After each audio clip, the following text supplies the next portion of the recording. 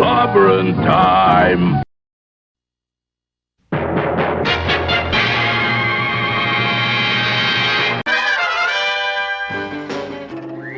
Atomic batteries to power. Turbines to speed. Roger. Ready to move out.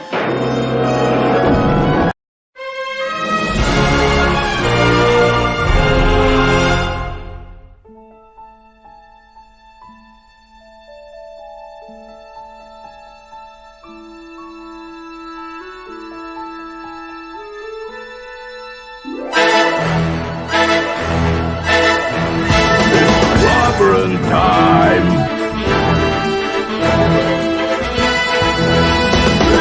Clobberonimo!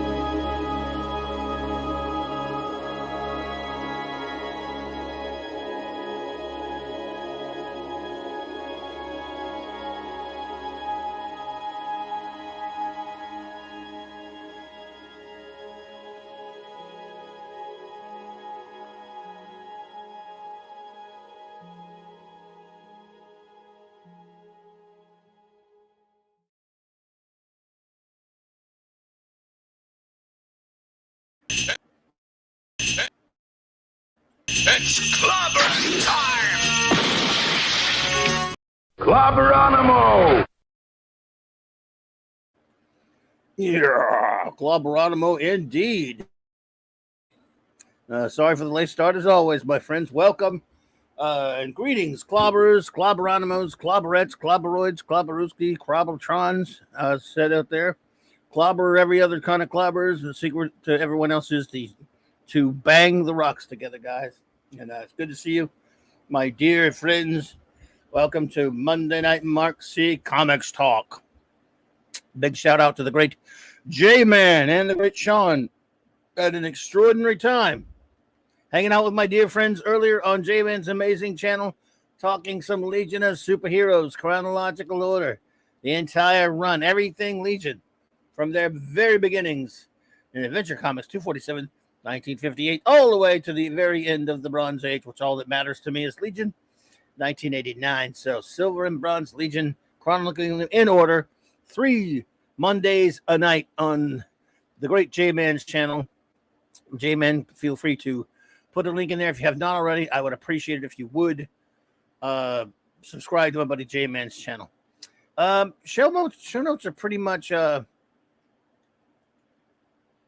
not really that much going on with show notes other than what? No, yeah, just the usual stuff. We will be on. When will we be on? When are we going to be on? When are we going to be on? Okay, yeah. Well, of course, in addition to tonight, there will be Wednesday night, Wildcard Wednesday night. I'll be here hanging with you as always, just you and me, my pals, hanging out, and that's about it. Hanging out, having a good time, geeking out with whatever we may geek out about. And then, of course, there is the wonderful Clubhouse, Clobby'S Clubhouse on Thursday nights. Always, every show, all 4 of my shows throughout the week are 9 p.m. Central, 10 Eastern time, of course. And Thursday night's the Clubhouse, where my wonderful first officer, the amazing Commander R.M. Briggs, and our great chief engineer, the great Mark D. with a C, who's on a away mission, so he won't be able to hang with us tonight, by the way. But we shout out him and hope he's doing well. But we get together on Thursday nights. They both should be here for that one, I think. We have a good time just geeking out, just hanging out, with you guys, just hanging out, just talking all things geek. We review an episode of the 1950s science fiction television series Tales of Tomorrow. We're running out of that, though. Getting close to the end of our other show we've been reviewing, Jerry Anderson's UFO. And again, also And then, of course, review a Star Trek comic book. And again, talk a lot of Trek and a lot of other things. That is, of course, every Thursday night. Then Friday night, I'm going to be hanging out with the great J-Man again on his channel. He and a bunch of panelists and I will be talking about our favorite things about the Batman 66 Adam West TV show, the thing that started my geekness. I would not know any of you without that wonderful, beautiful show. And we're gonna talk about Batman 66, our favorite things. And then, of course, I should be hanging with my good buddy Nick and the Comic Shop Gang on Friday night. 8:30 Central Standard Time, usually reviewing comics and other things, hanging out with the buds there. Oh, and of course, I almost forgot, Tuesday nights and Thursday nights, I hang out with the great Tom on Midnight's Edge and that Augusta group over there. And on Wednesday nights, Loki, my great buddy on Loki's channel, we do the comic roundtable. So as you know, I stream a lot. Then there's, of course, Saturday Night Star Trek. This past week, we just started reviewing Star Trek Voyager on started our new leg on our continuing mission to review all of real Star Trek 66 through 05, the 735 Club. And we reviewed the pilot last week, Caretaker. And this coming Saturday, we will start our usual format of 4 episodes a week. So we will review 4 episodes, the first 4 out of the box for Star Trek Voyager. And then Sunday nights, he should be back. We're thinking Mark will be back for Sunday night, Geekery on his channel. And if that is the case, I'll be there with him, 9 p.m. Central, 10 Eastern. And so there's the show notes for you. And now I'm not looking at the chat yet, so I'm going to shout out my wrenches, then we'll take a look at the chat. And shout everyone else out. We got the great Eric K, as always, the Bronze Wrencher. Thank you for all you do, my good friend, the extraordinary Chris Persia, Vindicator Wrencher of the North. Thanks so much, buddy.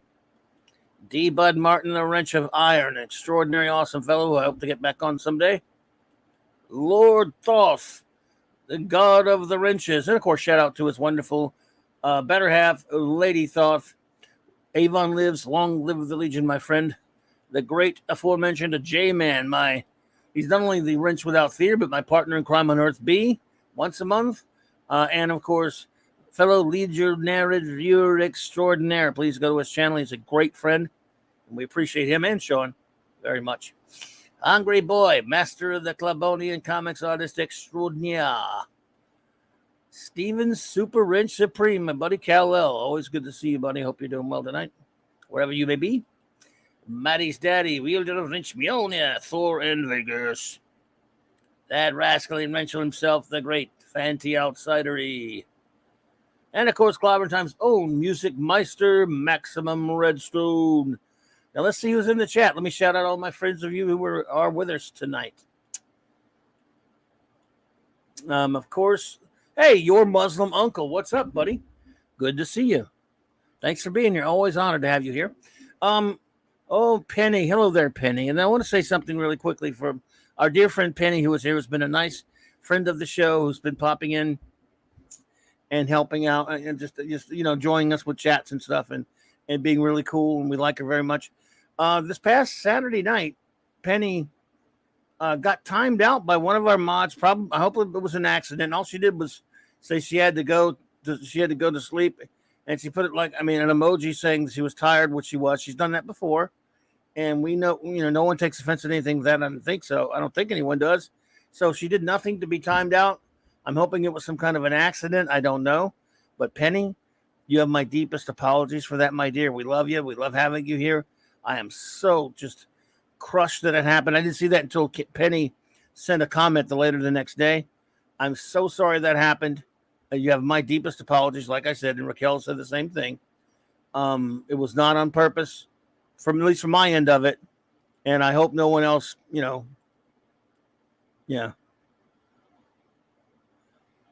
I don't know what the deal was on that, but like I said, I hope it was I just hope it was an accident or something. If anyone did it on purpose, I would like to know about it, but I have no way of knowing unless they tell me. So, again, terribly sorry about that. Let's see who's with us. Gwagnar, what's up, buddy? Gwag.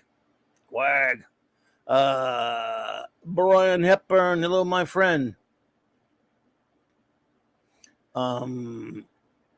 X. Well, greetings, X. Good to see you. Thanks for popping in. Always good to see you. Bzz, bzz, bzz, bzz, bzz. Ravenscroft, hello there. Good to see you.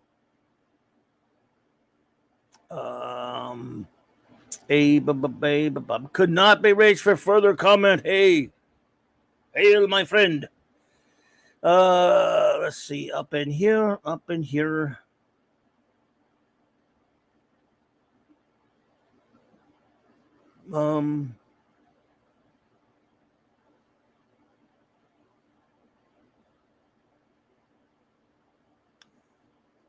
All right.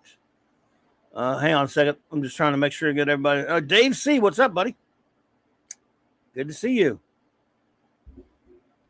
Tim Hayes. Hey there, Tim Hayes. Good to see you, my friend. I do believe I've gotten everyone. Hope I didn't miss anybody, and I will definitely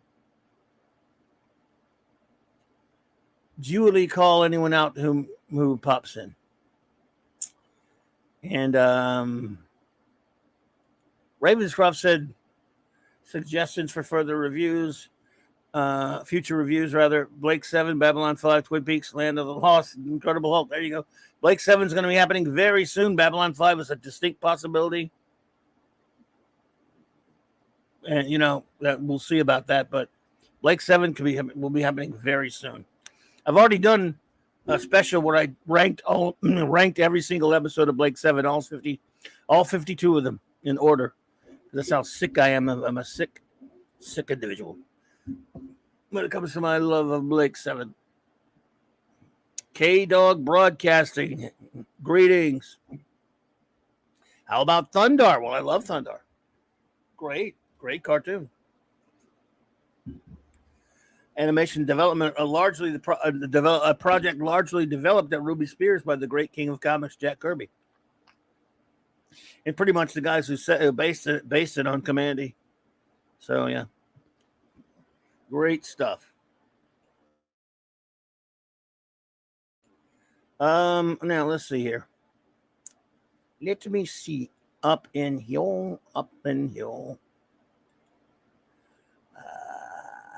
Where are you?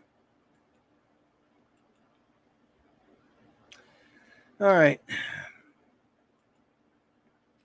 So tonight, I do something. I like to do this from time to time, at least once a month if possible. Close to at least averaging a once a month. I do because we love to review comics up in here, around here. This is Monday Night Mark C. Comics Talk after all.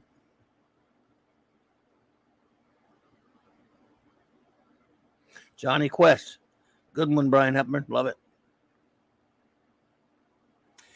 So every now and then I like to do this. And just a couple of months ago, we reviewed Marvel feature number 1, the first appearance of the Defenders. So I thought I would take a brief little review of Marvel feature number 2, the second appearance of the Defenders from 1971. And then we do a random comic, a mystery comic. And things got so hectic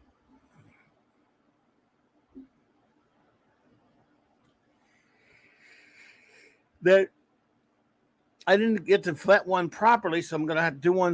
I'm gonna have to do one largely from memory. I never got to see Marine Boy. We didn't get that down here. I know what you're talking about, Muslim, your Muslim uncle. I know of it. I have seen it. No, excuse me, I've not seen it. I've seen pictures from it. I've had friends talk about it, but I've not seen it. Like I said, I've heard of it though. Ravenscroft says, "Man, I feel like Defenders never gets enough love. Such a unique team, and one I need to buy a lot more back issues of it." Yes, and let's talk about Defenders. I love the Defenders. It was weird. It was a weird time back then. In the Bronze Age, when they started coming out with the regular title of the Defenders, I was somewhat young. I know that's a shocker. I was actually young once.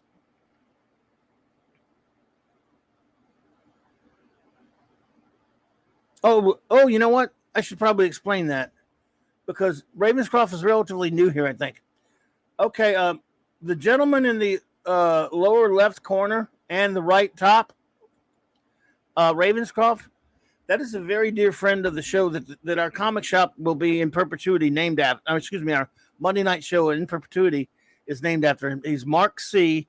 Mark Steven Shure is a gentleman who is a good friend of a whole bunch of people in the community of all over YouTube geekdom, and just so happened to be a good friend of mine. And we were chums in real life, and he used to do the show with me a lot.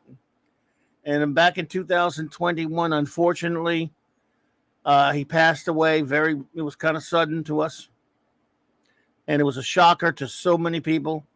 He loved comics, knew comics, was an excellent comic book artist himself in his own right, even though he didn't do it professionally. He could have done it professionally. He was good. Anyway, he was a good buddy.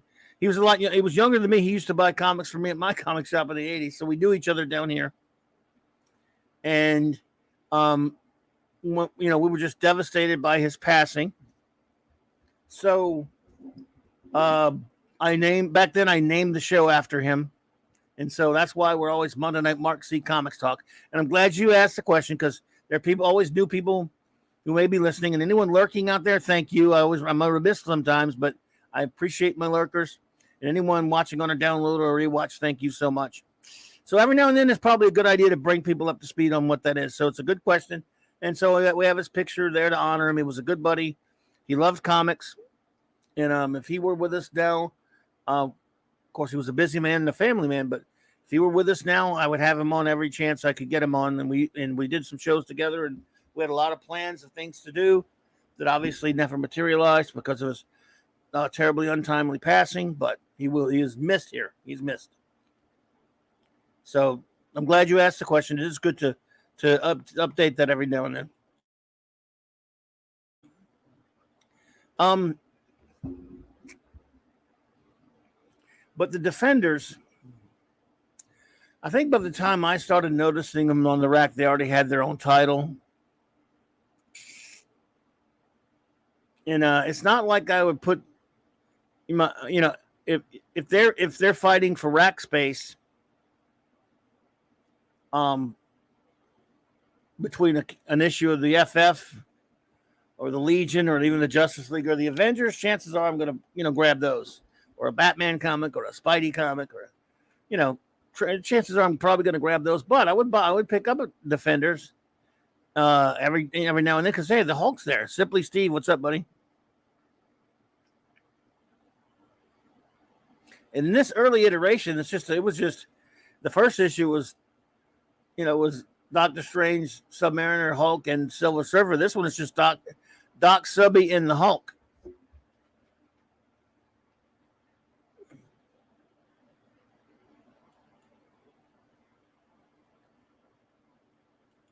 But sometimes that's all you need. So we'll take a look at this one real quick. We'll run through it really quickly, because again, they're just a lot of people do, they're very popular, the Defenders. And when they made that freaking TV show a few years ago, I don't like Marvel Knights or anything, but they should have at least called that Marvel Knights, because it wasn't that show. It was sort of an okay show, Netflix, but that's not the Defenders. If you don't have Doctor Strange and the Hulk, bare minimum, it's not the Defenders. Not the Defenders. Screw off with that. I mean, that show was just sort of not so great anyway. It was kind of cool to see Daredevil on there, but to be honest, it was kind of a bore, but at least in my opinion. Even though I love the Daredevil show, just the Defenders, But that wasn't it. That's not the deal. That's not Daredevil, the Defenders. Anyway, let me see something here.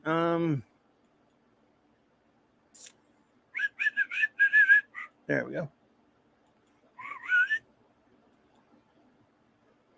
Alrighty then. All right. So here we are. Okay, as I said, in 71, Marvel feature, which was kind of a tryout book Marvel was putting out there, featured the first appearance of the Defenders, and we reviewed that about it. We looked at it about looked at that about a month ago. So here we go. Marvel feature number 2, the Defenders. All right.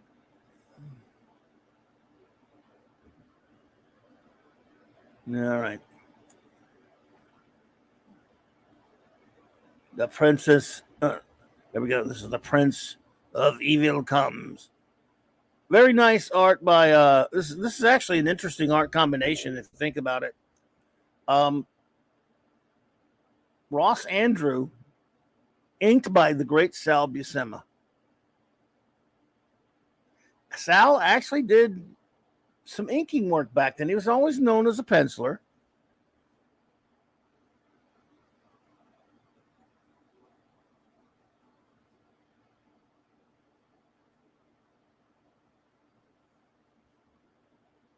Yeah. No. No, I think you misunderstood me, Fanty. You said I asked if there was ever a group wanting to bring back another teammate. No, I'm talking about how silly they sounded talking about it. Everybody would like to bring one back under certain circumstances. It's not exactly what I was saying, Fanty. It was just kind of silly in the case of Lightning Lad. But I understand what you're saying there. But no, sometimes it happens where you're dealing with magic or different stuff like that. Yeah, and they try to bring characters back when they're dealing with magic and stuff. But the thing with Lightning Lad was just really silly, and the way they talked about it was weird. Nobody talks. We were just basically. We weren't so much talking about that. We were basically saying how silly it was the way they kept talking about. I mean, look, they'd never do that in. Yeah, I know what you're. Yeah, okay, you got what I'm saying. Yeah, it was goofy how he just died, and they kept walking around saying we're going to bring him back someday, because they were just planning to bring him back someday. I think the dramatic effect would have been not tell the audience you're going to bring him back someday, because it's a comic book character. They always come back from life. They come back to life for sure,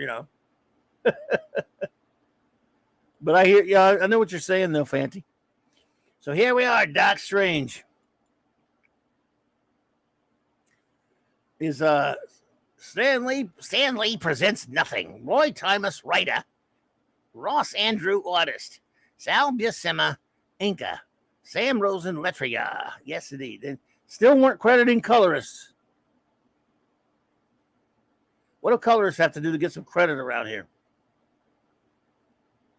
Not the greatest of scans from what's the scan of an old comic book? So, Dormammu's back, baby.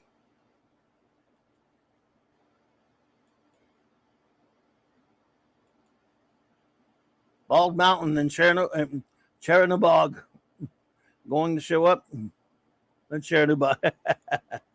I don't think so. I don't think so. Could not be, but that's a good one. That is Bald Mountain.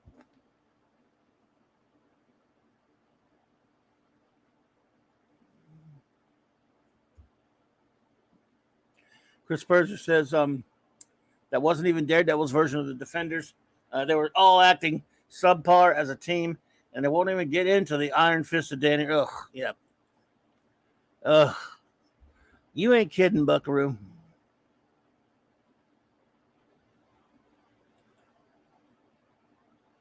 Yes, Simply Steve Lightning Lad was DC. We were talking about that's something we were talking about on J-Man's show when we were Legion of Superheroes review. All right, so Dormammu's coming back. It's right before Halloween in this weird purple costume. And Doctor Strange is already thinking, I better get me some help again. And so he turns on his TV, i.e., he Googles it, his version of Google.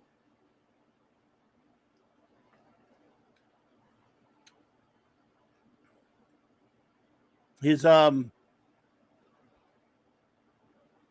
whatever he calls that thing.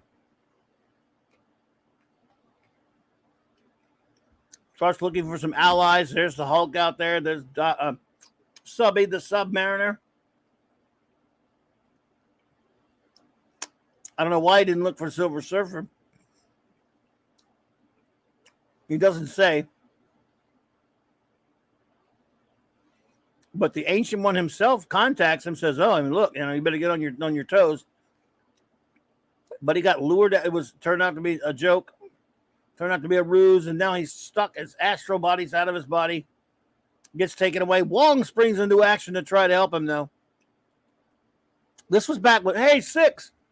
Oh, my goodness. Beautiful Six. What's up, my dear? It's so great to see you.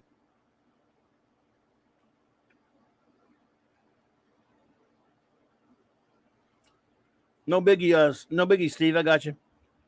It's so great to see you, Six. Hope you're doing well, my dear. So,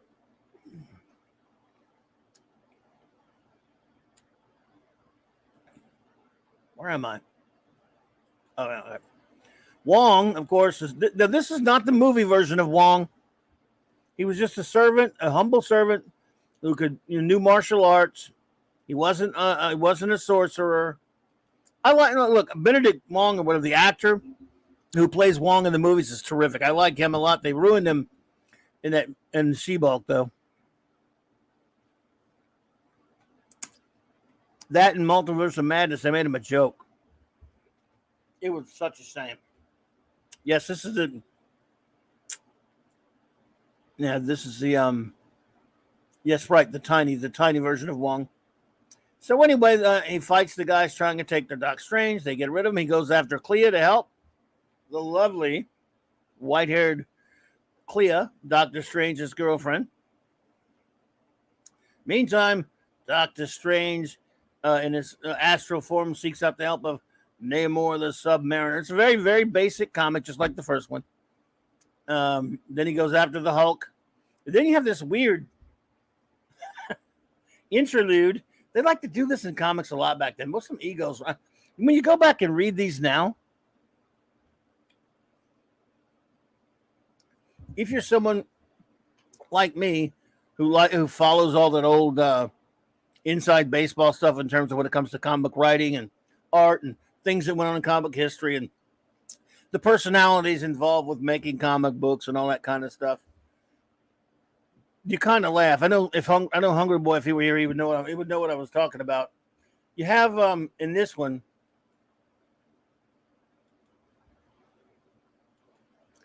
Roy Thomas is in this. Roy and Gene Thomas are in this comic because they just need to be, I guess. That's some kind of Halloween parade celebration. They were not. The last time they were seen was in Avengers number 83. So they're always making appearances in their own comic books. I don't know why. But it's some fine work by, this is really some good work by Ross Andrew and Sal Buscema. You got to hand it to him. This is some nice art.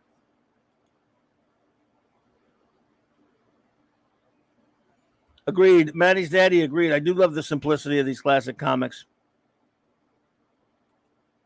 Ravenscroft, did Clea appear in the films? Probably don't want to know. You don't want to know. She did appear at the very last second of that Multiverse of Madness, Mad Nuts or whatever, played by Charlize Theron. So I'm sorry to inform you of that. But just for a second. Which means she'll probably show up again.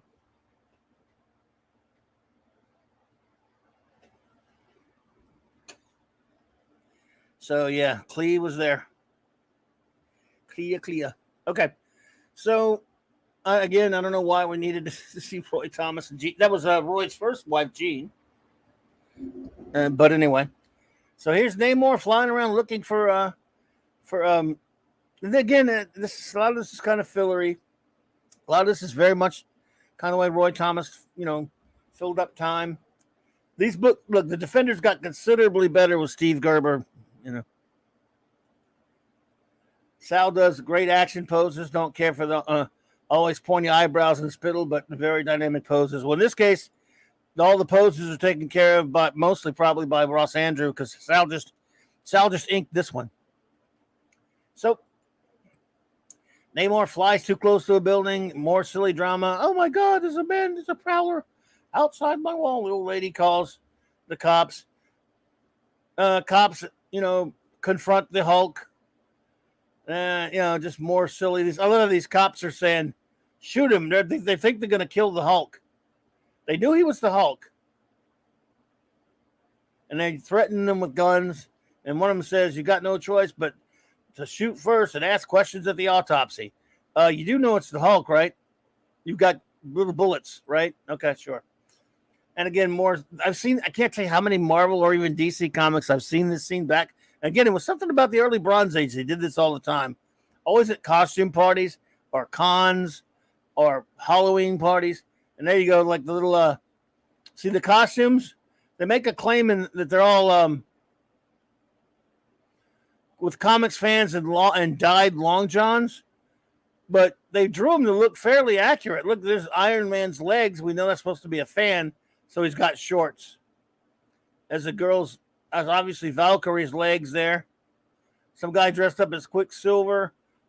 Chick sort of dressed up as a version of the Black Widow, I guess. And Captain America back there looks fairly much like Captain America. I don't know what's going on. Oh dear. Anyway, a very straightforward kind of just. It's a tryout book. Will people like it? Will people want to see a new team book? Well, the kids want a new team book. More Roy Thomas. Oh, look, there's Thor.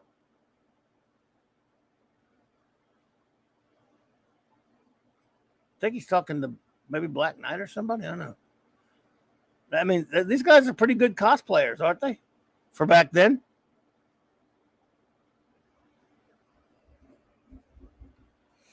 Ravenscroft said it, and I kind of think the second generation Defenders were a bit more interesting when you have Hulk, Namor, Surfer, and Strange on one team. It's kind of hard to find an actual threat to them. Yep, look, Captain Infinity and beyond. My perfect Defenders team. Good to see you there, Captain. Is of course Doctor Strange, Hulk, Nighthawk, Valkyrie, and you could put a couple of other ones in there. I mean, they don't really need Namor, and they don't need the Silver Surfer.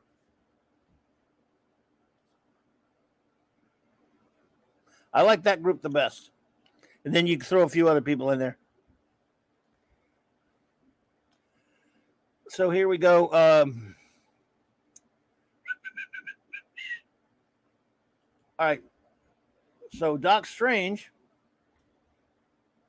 is still in trouble, captive of these people at this house up and down, and they're worshiping Dormammu. And I don't know, this is Submariner's like running around hiding from cops and stuff. He needs to go get water all over him so he can just kick their asses, I guess. But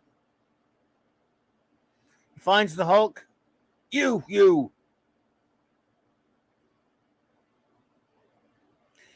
And so they're both talking about how they're looking for Strange. He's in trouble. I like that they were there willing to help him and put their differences aside and go try to find Hulk. The whole world's at stake. Last time all they did was bicker. They still bicker a lot, but Thor and Subby are going to bicker. Then they find Clea and Wong. And they have to go undercover to find Doctor Strange. So they found clothes for Subby, and then they found a way to turn Hulk back into Bruce Banner. And his mind's all cleared up from it. So there you go, Skeletor. Good to see you there, Skeletor. Welcome.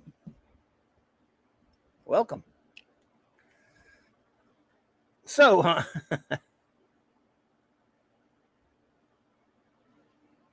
not Hellcat. You didn't like Hellcat, Steve?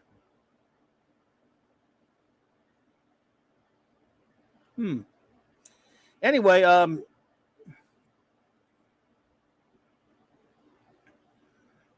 now they're just walking around looking for, in the city, blending in. because reasons. Finally, out comes Dormammu in his purple costume.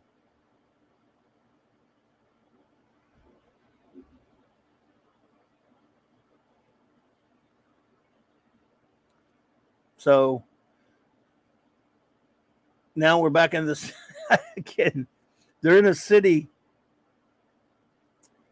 with it's a Halloween thing parade, and there's a guy wearing a little Howard the Duck outfit, the Fantastic Four outfits. Got a skinny guy as the thing.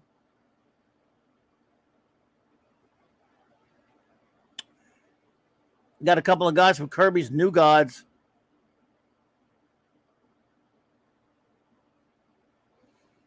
Not Kirby's New Gods, from oh, I can't see it too well.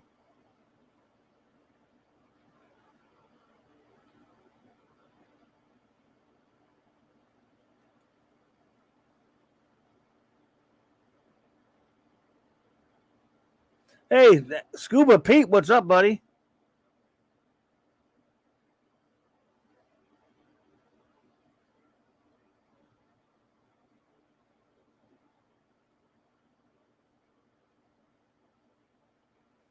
Hey, he said you were spamming the chat with. He said, I hope he's kidding. I think he's kidding. Yeah, I mean, if that's spamming, wow. Oh, man. No, that ain't no spamming. I know you're kidding. Pete. Rascal. All right, let's see here. So anyway, they find the baddies, and then they decide to become themselves and start kicking some arse. Eventually, Hulk comes out after he gets piled upon by a bunch of villagers and decides to Hulk them. And he figured it's pretty smart, He figured Namor's getting weak, so he doused him with water. Bop, bop, bop, bop, bop, bop, bop.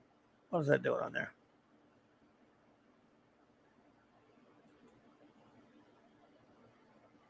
Weird. And then wackiness ensues again. They have the big fight. And there he is, finally in another dimension. That just didn't look. I love Ross Andrew. I love Sal Buscema. He probably really shouldn't be doing a Doctor Strange comic that much, though. I mean, there's no Steve Ditko or even Dan Adkins look to it. There's no Frank Brunner or Marshall Rogers. The beauty of those crazy backgrounds you see in a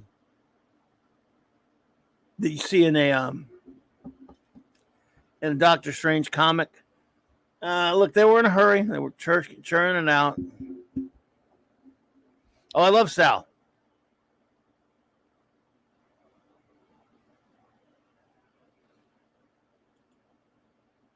But what you gonna do? So the big battle ensues. And this was okay right here. So good stuff right here. Again, not exactly what you're going to... Of course, I know it's Defenders, really. It's not just a Doctor Strange comic, but not really Ditko-esque for those scenes of fighting Dormammu. But he beat him.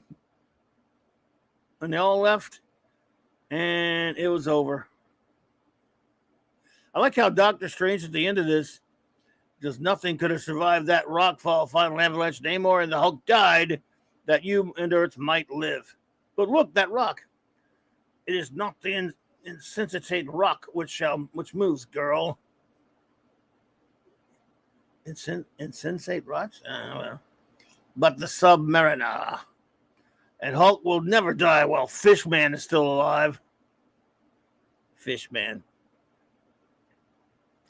So they live to fight another day. And as much like the first issue was just kind of slapped together. Let me see if they're in the third one.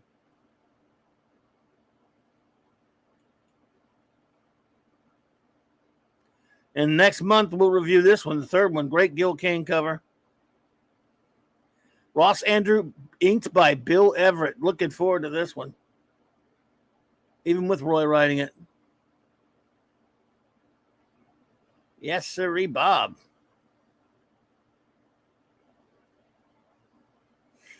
So overall,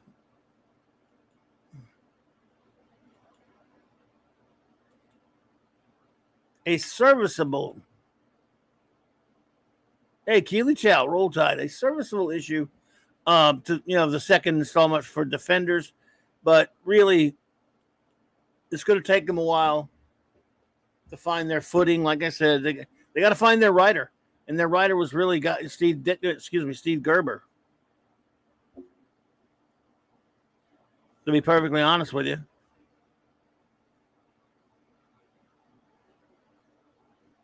Zeem New. Yes. Still, next month I will review that one. I'll try to review one, and I'm going to try to go from the very beginning of Defenders all the way. After I get out of Marvel feature, I may review a couple of issues instead of one.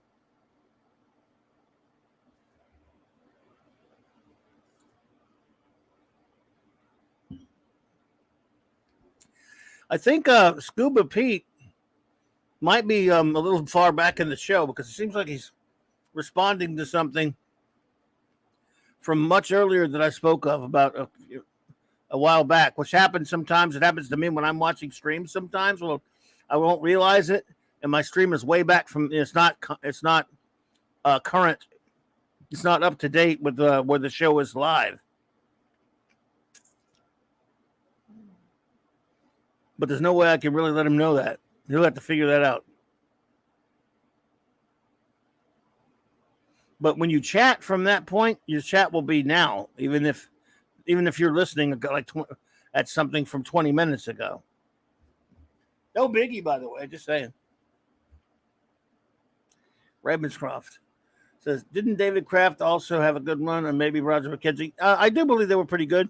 I like Roger McKenzie. I met him once. He's a nice guy. David Kraft, some of it was all right, I think. Here, one of the problems with those, because this was a backbencher book, Defenders, I mean, sometimes they had some okay art, but they never had like the big guys. They never had the greatest art all the time. I mean, sorry, they get lumbered with Don Perlin. If my boy Hungry Boy were here, he would tell you he'd have a fit at the mention of Don Perlin. It's hard to blame him. Not a big Perlin guy.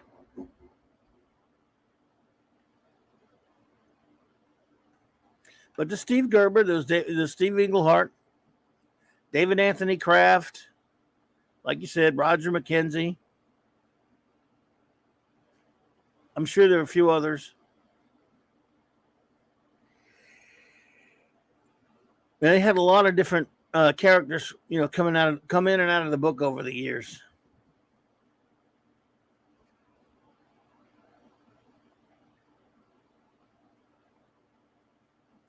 A lot of them.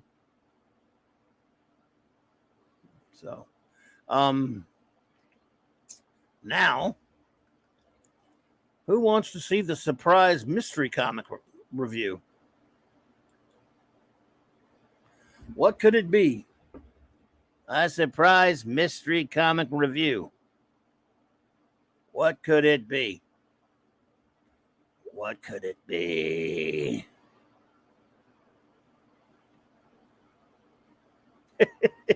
Fanty, if you say Perlin enough, Hungry might appear. Perlin. You got to say it 5 times, huh? DeMatteis, yeah, interesting. Yeah, it was all right. Did Archie Goodwin have a run on that? Maybe not. He's a great writer, though. I don't think so. Night Nurse #1, yes.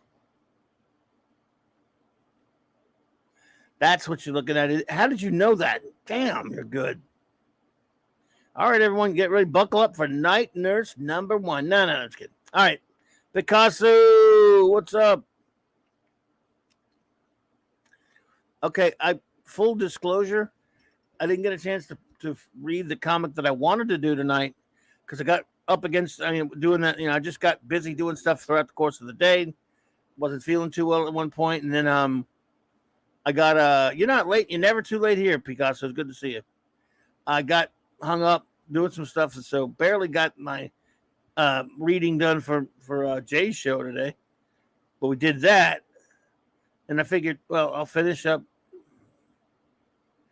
uh, the first comic, the one the three comics that Jay and I did on his channel, and then I had very little time to squeeze in the what was it? Well, this one we just did, this Defenders comic. So you know what, folks, it's time for some refueling. A piece of chocolate. Sometimes, Clobby, I'm old, not in the best of shape, as you know. Sometimes I need something just to get me by.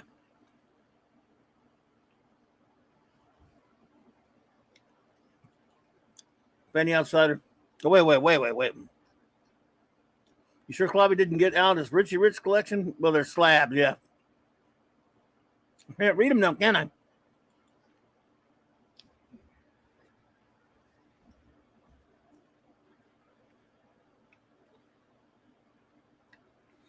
It's a DC. I figured since I'm doing a Marvel already, I figured I'd contrast it with a DC. So what I'm going to do is,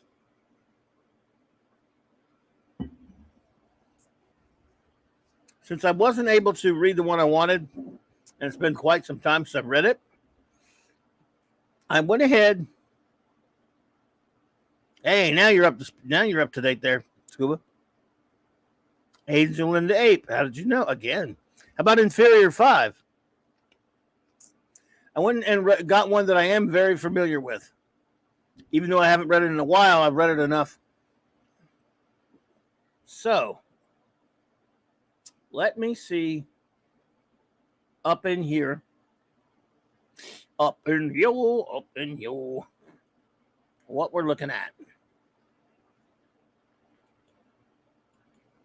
All right. Who's ready for the big reveal? The tension mounts. The suspicion is, and the tension is real. Anyway, it's just a short story in Detective Comics number 500. How many of you bought this baby when it came out? Man, I couldn't wait. Wraparound cover, no less. I better need another piece of chocolate for this one.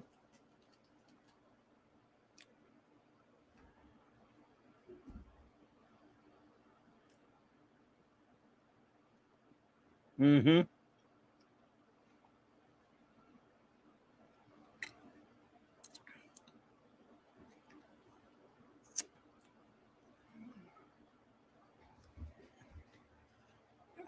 Yeah, I was looking forward to this sucker. So,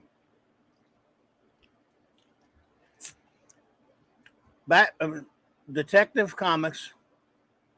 First of all, DC proudly invites you to join in the 500th anniversary celebration of Detective Comics. Obviously, not going to read the whole issue.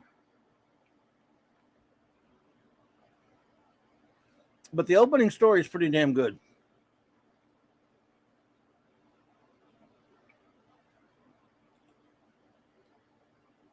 Oh, great cover. Yeah. The opening story by Alan Brennart, Alan Brennert, and Dick Giordano is sensational. It's called To Kill a Legend. I love this splash page.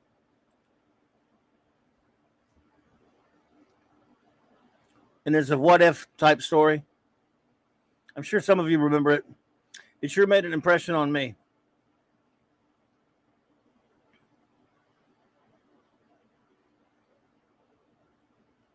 Anyone remember this one before I get going?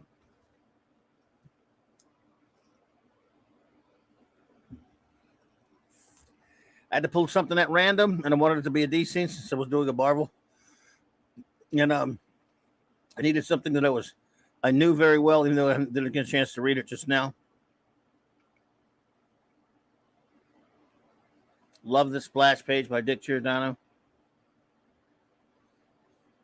This again, I think Hungry would love this. He loved him so, Dick Giordano. To Kill a Legend. Basically,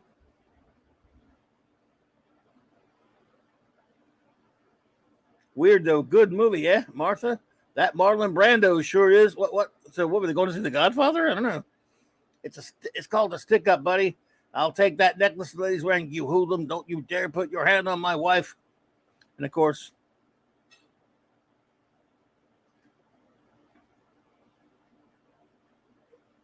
that's the way it went down.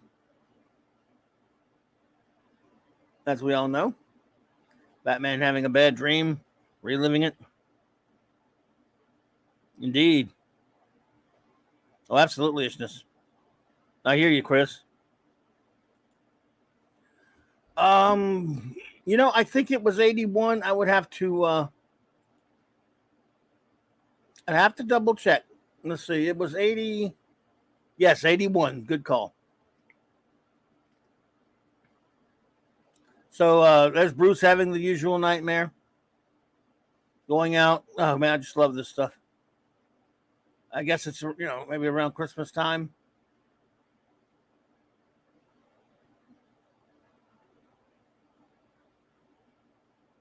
Batman doing his usual Batman stuff. I always remember this too. He's going in the crime alley chasing a bad guy, and hey, look, the Goodrich blimp. And they go, "What, dummy? Goodrich doesn't have a blimp." Robin, of course, coming in to help Batman.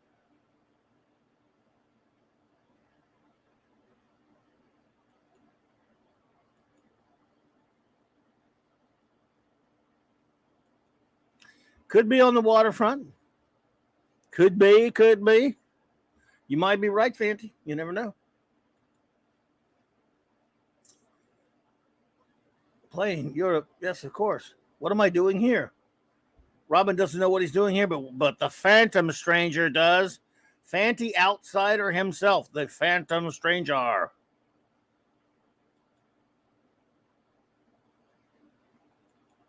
See who's here? The Phantom Outsider Stranger.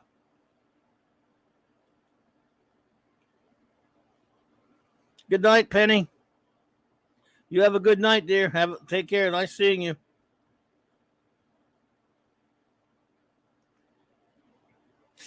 So the Phantom Stranger comes along and says, "You pulled the trick with the fog, blah blah blah."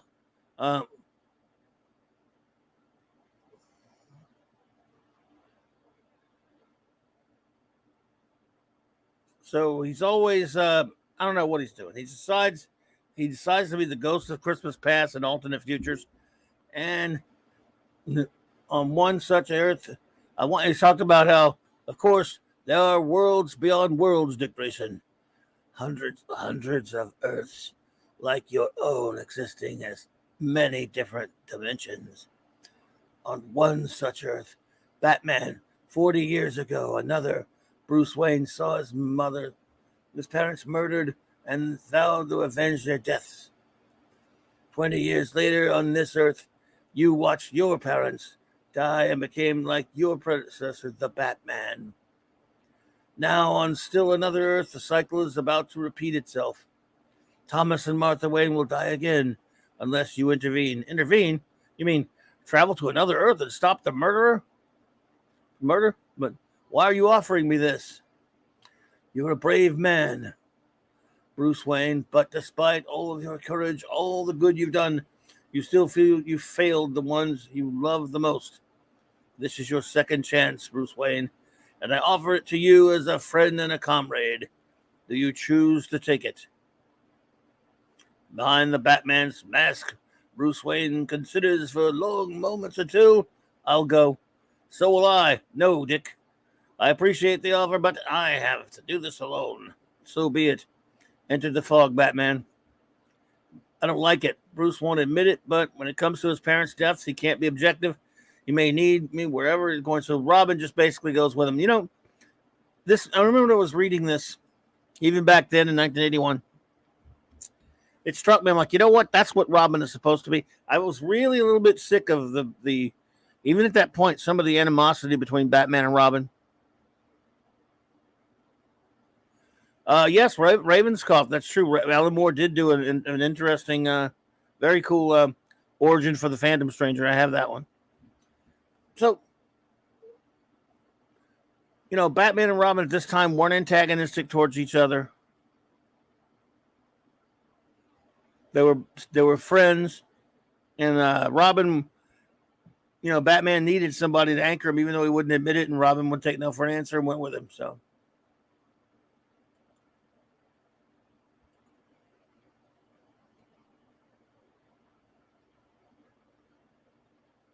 And so they go and they kick some ass on the docks.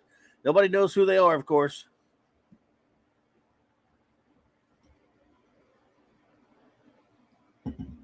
Lieutenant Gordon doesn't know who they are either.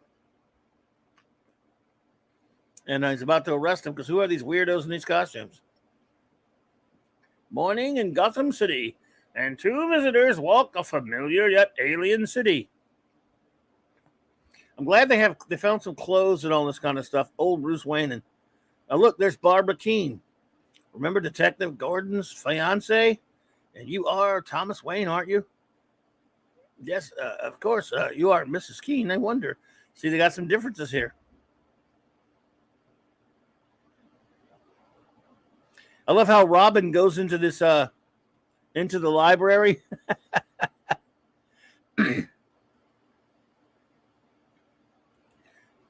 And strange world, plenty of crime, terrorism, war, but not a single costume hero. And of course, there weren't any costume heroes on our Earth till a few decades ago, but he's finding all this newspapers. Doesn't seem to be any heroic mythology on this Earth. No Robin Hood, no Camelot, no Hercules, Odysseus, Gilgamesh. And that would bother me, though, if it weren't for this. According to the Stars Atlas, the red star around which Krypton is supposed to orbit doesn't exist.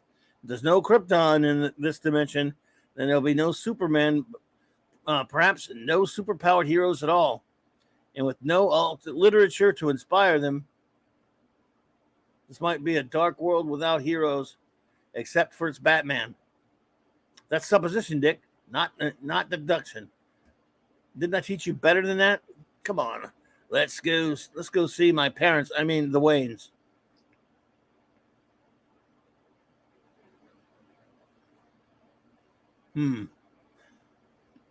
He's got a good point. Robin's got a good point, doesn't he? To add off this authenticity, they should have had Dick go through microfiche files at the library. Yes. I remember those. Well, that would be about the time for him, right?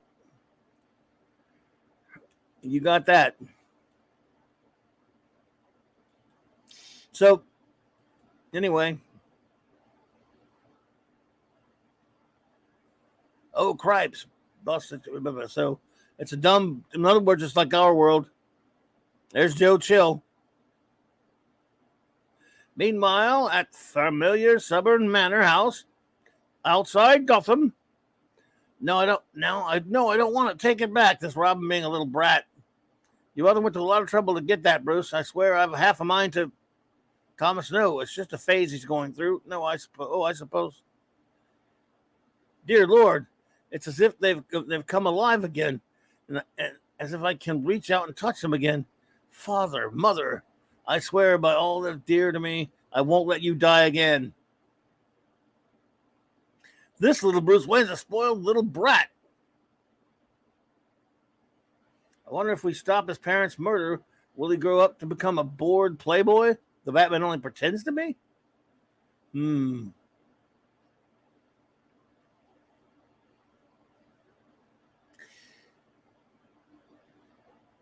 Well,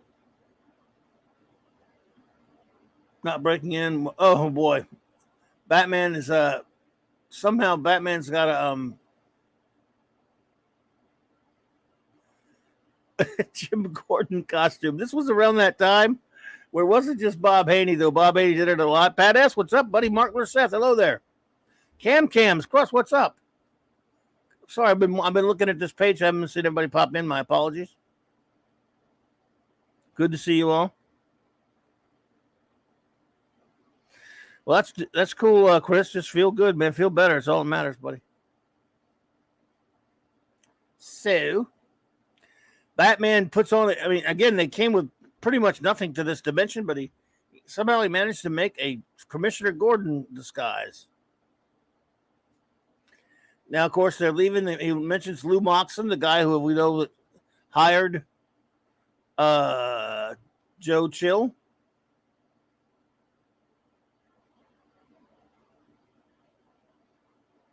Batman kicks a bunch of ass again, looking for Lou Moxon. This man,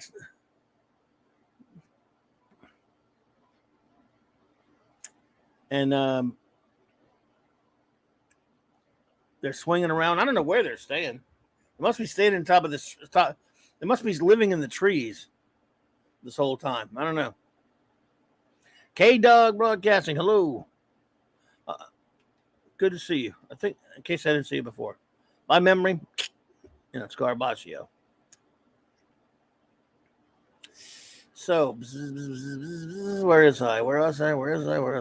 Okay. So, anyway, continue through the story. Hours later at stately Wayne Manor. Bruce, we didn't belong. We don't belong here. We have no right to interfere. Maybe every mortal needs a Batman. And what about young Bruce? You saw your parents murdered too, Dick. Can you tell someone else through that? Or can you talk to someone else through that? Yeah. I am thinking about young Bruce. We could be condemning him to a life as a spoiled playboy and denying the Earth its only hero. I can appreciate your concerns, Robin, but I can't share them. Lives are at stake here, including a little boy's life. A boy who will see his family die before his eyes. He'll never forget that. Never lose the anger or the anguish. No one should be angry all the time, like all his life, Dick. No one. I know, but it seems so impossible. Chill could be anywhere. Phoenix, Toronto, Miami. Of course. How could I have been so blind? I just assumed that Chill, like the one Chill, like the one on our Earth, was from Gotham City. I didn't bother to check the interstate computer records at police headquarters until now. Blah, blah, blah. Is he still walking around the city? He meets Gordon again.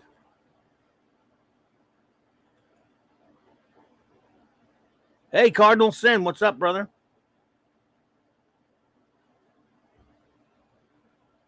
Good to see you, buddy. How you doing, Gil? What's going on with you, bro? Hope you're doing well, man. Almost done with our random secret comics review. He meets Gordon. He explains to him about the murder.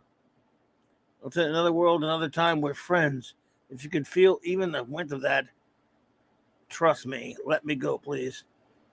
Gordon considers, and something in him responds to this stranger's voice. Stranger's voice. He can't say why, but he decides to trust him. And then there's Chill. Good Lord, Chill. Chill, what happened? Who did this to you? Moxon. Went to see him, told him my name. He threw me out, said some mechanic was after me. I got back on one of his goons, waiting for him. Another hit. Yeah, some doctor. Funny, ain't it? All my life, part of somebody else's gang, somebody else's orders, and now I get offed on the way to somebody else's funeral. 21st. Chill isn't the killer. Someone else is, and it's going to happen tonight. Oh my God. Larry's here? Larry. What's up, Larryness?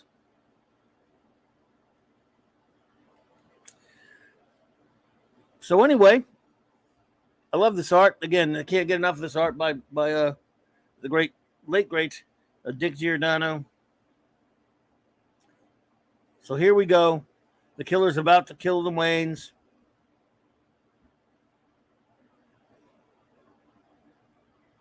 Robin can't get there in time. But Batman does. this time you hear me. This time you're not going away. You're not going to win. This time I don't fail them. Bruce, what happened? This isn't Chill. Chill's dead. The police should have found him by now, and they'll follow the trail right to Moxon. The Waynes are safe, and so your task is ended. You must leave now. You are strangers here, and as much stranger as I. Will we ever know what'll happen to young Bruce's life? Perhaps, but for now, all you need to know is that you saved 2 lives and altered forever a third. Amen to that. So he brings Batman and Robin back to their world, and then this little epilogue. 3 weeks later, Bruce, how'd you like some shopping for some new trains? No, thanks, Mom. Got some things to do, a couple of books to read. Excuse me. Martha Wayne looks at the new books, the line of Bruce's walls, the new interests that fill his life. Conan Doyle, Sherlock Holmes, books, all kind of criminal studies, and doesn't quite know what to make of it all. Thomas, have you noticed how different Bruce seems since that awful robbery? If by different you mean quieter, more studious, I think it's an important improvement. Maybe we ought to get mugged more often. For as long as he lives, Bruce Wayne will remember that night 3 weeks ago and the bat-winged creature that swooped down from the sky, saving the lives of himself and his family. That night, Bruce Wayne learned that what death was, and he learned it could be averted, at least temporarily. Years from now, he will make a decision, choose a direction for his life. And when he does it, it will not be a decision born of grief or guilt or vengeance, but one of awe and mystery and gratitude. To Kill a Legend by Alan Brennert, writer. Dick Giordano, artist. Adrian Roy, colorist. John Costanza, letterer. Paul Levitz, editor. And that, my friends, is an awesome story in a big, awesome collection of comics. In my opinion. Hey, Hungry Boy, what's up, bud? All right, Ravenscroft, have a good one. Thank you for being here. JT Kirk, what's up, brother? Hope I didn't miss anybody else. So, even though we're not going to read the rest of the comic because there's a lot of stuff in there, it might be fun to take a look at the rest of the contents of Detective Comics number 500. This is a comic show. It's what we do, folks. I've always loved that story. To Kill a Legend is an amazing comic. And then you got a Slam Bradley story, the old Jerry Siegel and Joe Shuster character by Lynn Wein and Jim Aparo. Niceness, right? See what else we got up in you. This was a damn fine issue. I probably still have it somewhere. Once Upon a Time, a Lynn Wein and Walter Simonson story. A Lynn Wein, Walt Simonson Batman story. Wow. Look at that. That's some badass badness right there.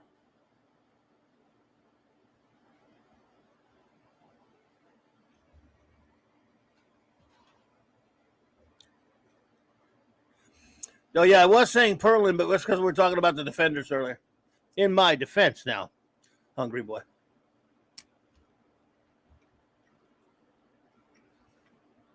Simonson Batman, always good.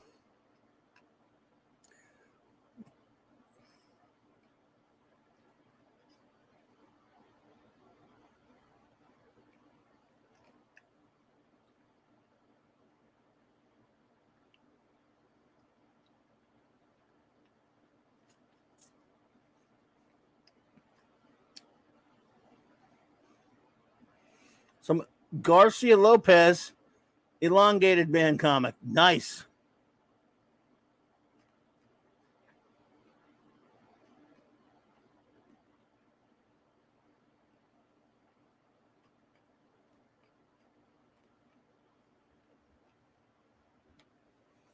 You have a prose story by author Walter Gibson with art of the illustrations from Tom Yates.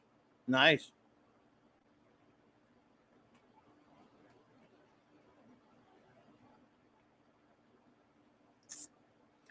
Wow, a Hawkman story by the great Joe Kubert.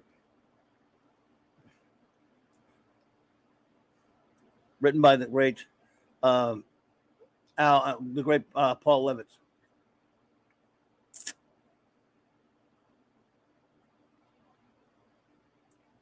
Then you've got a Batman Dead Man team up by Carmen Infantino. Carrie Bates writing it. It's later Infantino, but that's okay. It's still he's got to be part of an anniversary of Detective Comics, right? It's fine. No harm, no foul. Ba bum bum bum bum bum bum bum bum bum. And then you got the guest list.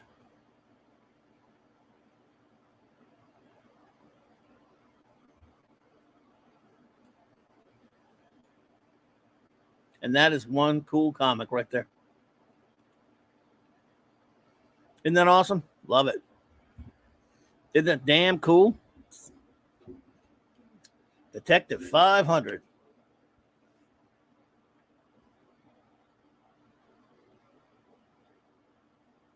Yes, sir, Bob. Yep. There you go.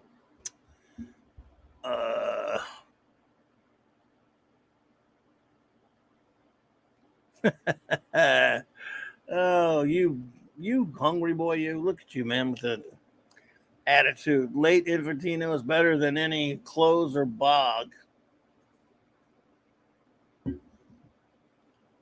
You know what? You won't get an argument from me on that one.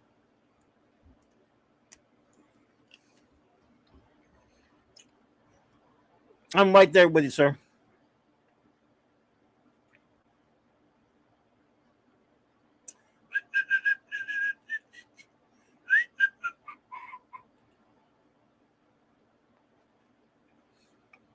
Well, that pretty much wraps up the comic bits tonight. A lot of fun. So, reviewed 2 comics. One was we're going to be trying to make a regular of the Defenders.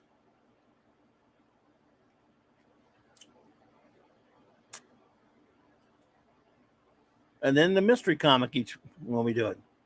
Try to average once a month doing this, of course. I have a lot of fun doing it, though.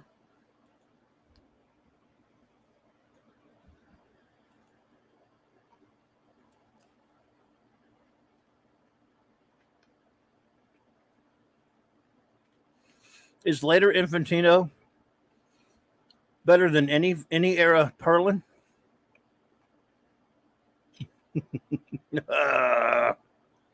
I know the answer. Yeah, I love the Giffen Defenders. Yeah. But you mean, let's face it, you mean the Kirby Defenders.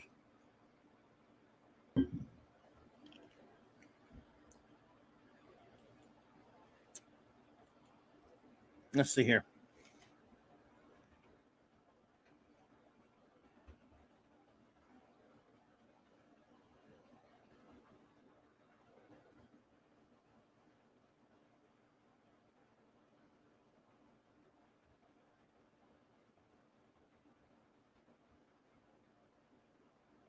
All right.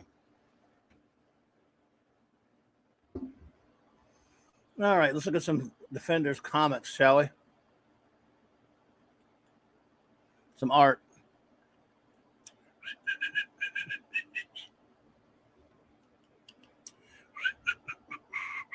Bop, bop, bop, bop, bop, bop, bop. A bang, bang, a bing, bing, bop.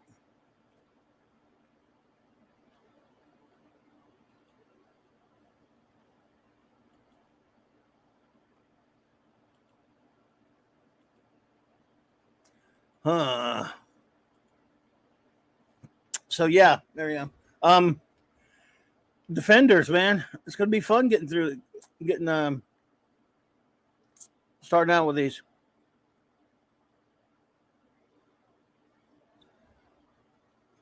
Well, yeah, Perlin's better than, I don't know, better than Allred? Come on now. Always love this cover with a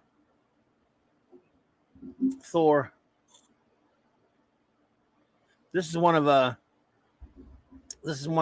Fanty's favorites right here. Let's see. K-Dog said, I feel like such a nerd. I went to the comic store with a friend yesterday, had to return a comic I already owned, so I went and bought a few more today. You know, I got to tell you, that's happened to me. K-Dog, I know you feel. I've done that so many times. And when I was actually buying comics on a regular, big stacks of comics, especially on a regular basis, and or even not on so much on a regular basis, even I would go if I go to the. In fact, it was worse when I was infrequent. When I would go to the comic shop and I'd buy stuff, and I mean, a lot of times it happened over the years where I already bought that one. I already had that. Why did I buy that again? Sometimes I just kept it, but other times I did bring it back, and it's just easy to do. They're so forgettable. Absolutely, Scuba Pete. Hulk is fighting Maddie's daddy. Yes, sir.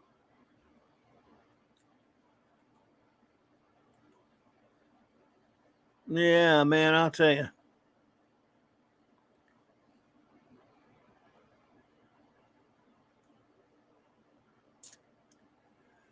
She ate.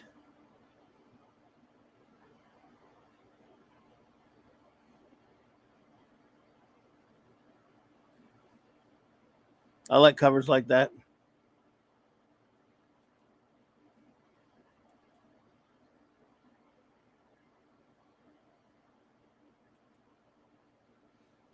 I like covers. That's just a pure Sal Buscema cover right there. Oh, thanks, D-Bud. Putting it up there, buddy. Appreciate it. He says, Picasso, member 4 months, Clobberin on the level. Love your shows and discussion. Thank you, brother. We'll love right back at you, my friend. Picasso, that's very much appreciated. Your kind words. Thank you. Thank you for being a member. And thank you for being here, my friend. You rock, buddy. It's great to have you here. K-Dog says it's bad because I'm pretty much just a 70s, 90s collector, so it's finite. Yes, well, yeah, I understand that. I hear you there for sure. But it happens to all of us there. Let's see. That's a great cover. God, I could look at these Defenders covers all day. I don't even care what they look like on the interior of some of these. The covers are just so fun to look at. There's something about a Bronze Age cover, my friend. They're just the best.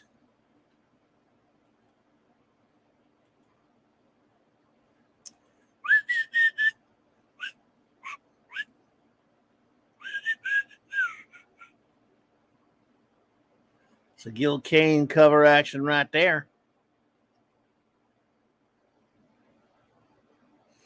I mean, these covers are like, and I say it a lot, I guess, but they're like comfort food for the soul. I just look at them and just can't get enough of them.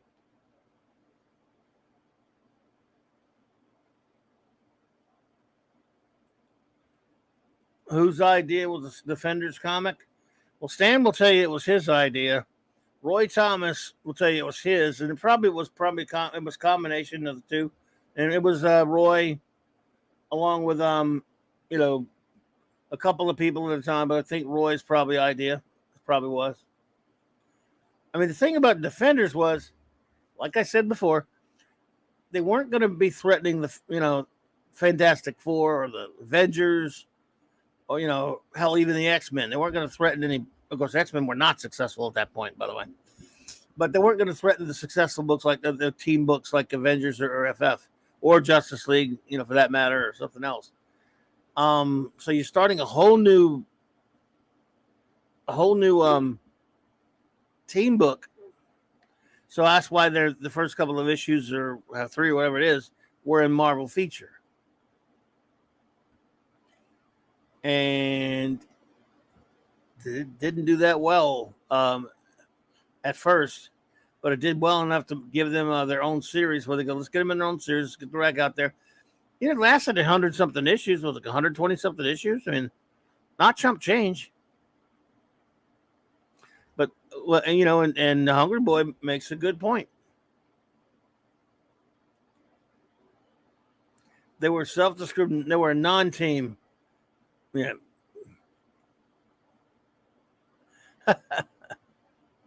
Which means, yeah, I mean, yeah, I guess so. I guess you're right. Uh, they weren't all that serious about the concept. I don't know.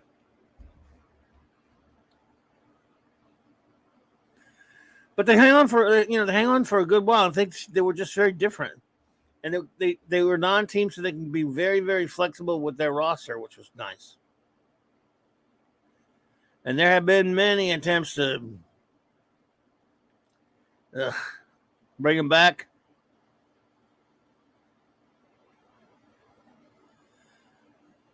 Let's see it, early one right there. There's number one.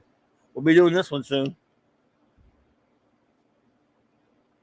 After we do how many they got, I think they only had three in 150. Namor. Tonight, Namor, you die.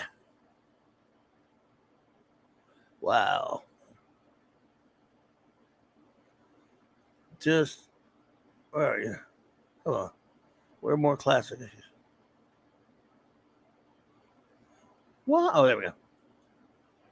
Love that cover. So, yeah. Great stuff. Yeah, I mean, I guess I got to say, Roy.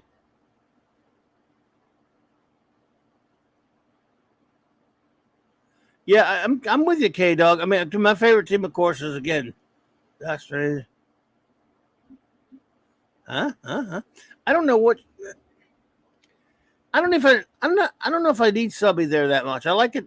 This team right here: Doc Strange, Hulk, Nighthawk, and Valkyrie, and then once in a while, other heroes come in and out of there. That's kind of the way I like it.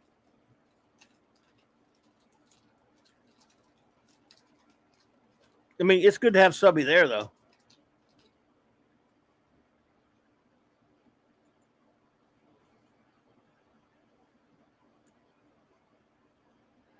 Marvel superhero battle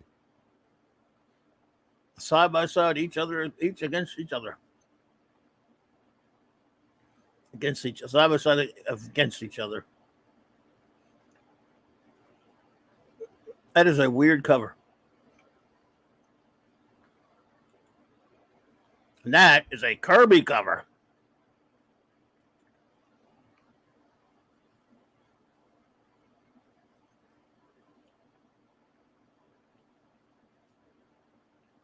Yeah. Best team, Hulk, Strange. Namor, Hellcat, Valkyrie. No, yeah.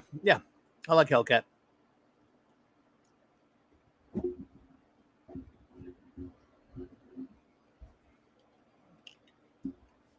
What I hated, Ace Cast Iron. What's up, bro?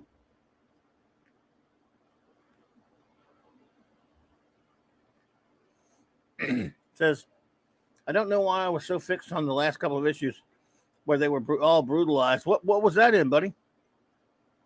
In Defenders? Remember they had a completely different roster toward the end there. They had Beast and Gargoyle and I don't know who else was in there. I can't remember. I wasn't buying it toward the end. Is that what you're talking about? The end of the Defenders run?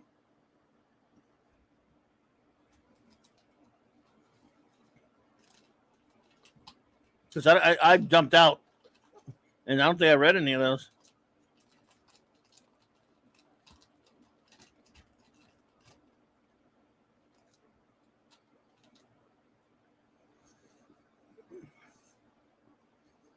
Cloud.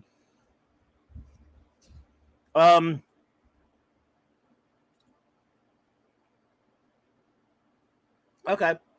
I see what you're saying. I have not. I dumped the. I did. Okay, I did not buy the title at that point, so I don't remember anything of that. Got bad, huh? Wow. K Dog. No, Cloud. Cloud. It sounds. You're talking about a.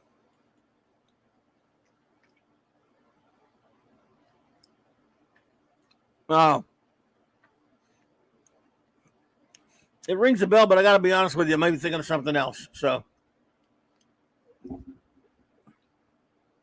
sounds familiar. I'm old and with a bad memory. Sure, someone here does remember it though.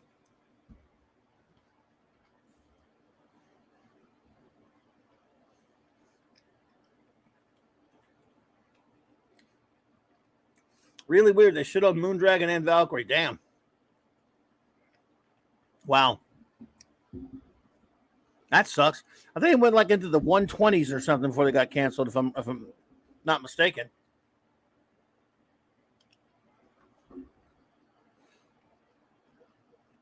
All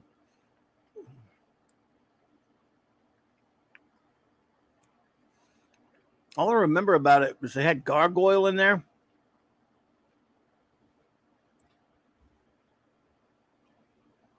Fandom. Cloud, terrible character, had zero personality.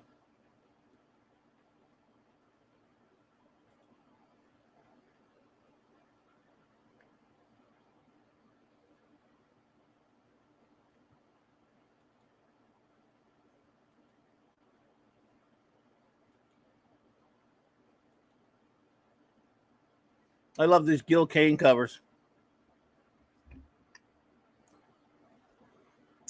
What I hated, and I think I talked about this before, that I think we were talking about this earlier over on Jay's channel or whatever. That stupid ass Netflix TV show, Defenders. Again, I love the first two seasons of Daredevil, but that should have been called Marvel Knights or some such nonsense. It should not have been called Defenders. That's not the Defenders. I hate when they use the name Defenders for them. They're not the freaking Defenders. So stupid. And the show that show Blue Goats anyway. That show Blue Goats for quarters.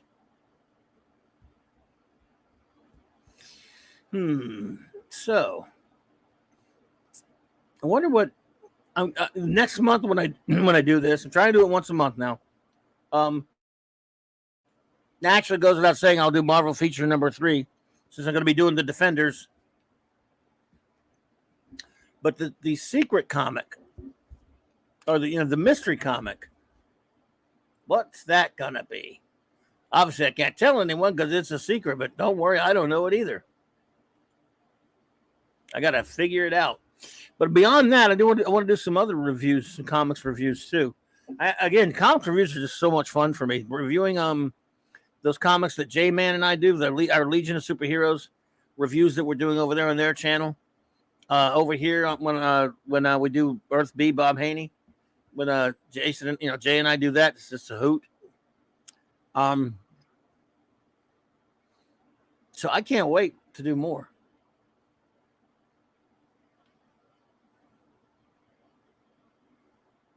Cannot wait. It's going to be fun.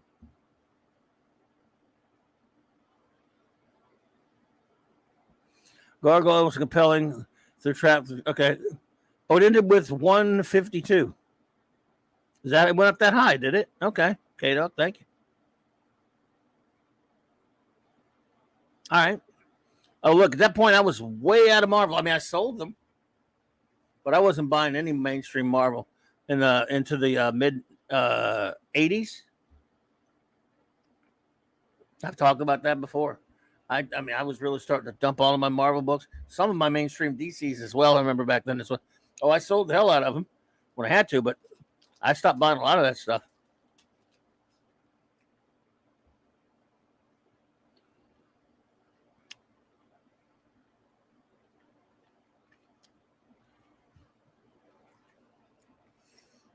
Just imagine Hellcat drawn by Dave Stevens, Clobby. Woo! I can imagine that. Ooh. Yeah.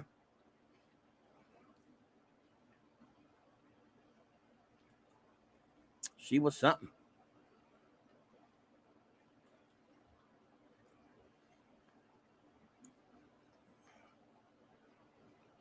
Um,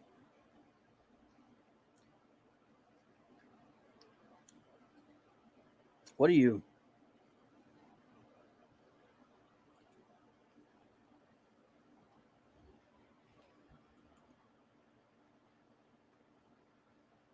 Huh.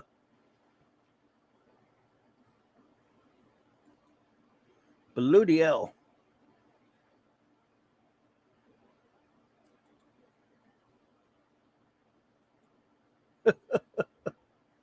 Hey, Dad Man and the Dad Man clan. What's up, buddy? What is up with your bad self?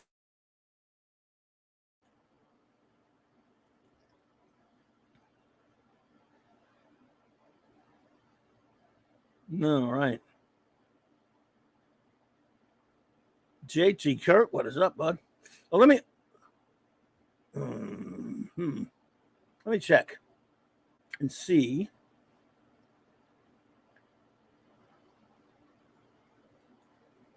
Which of these comics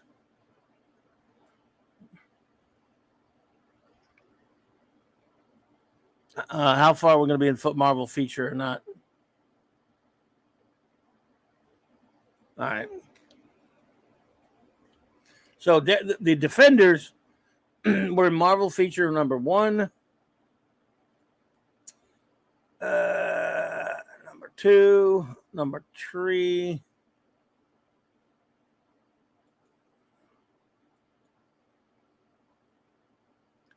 First 3.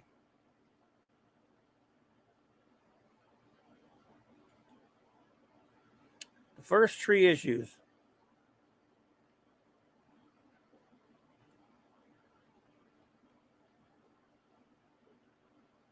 So there you go.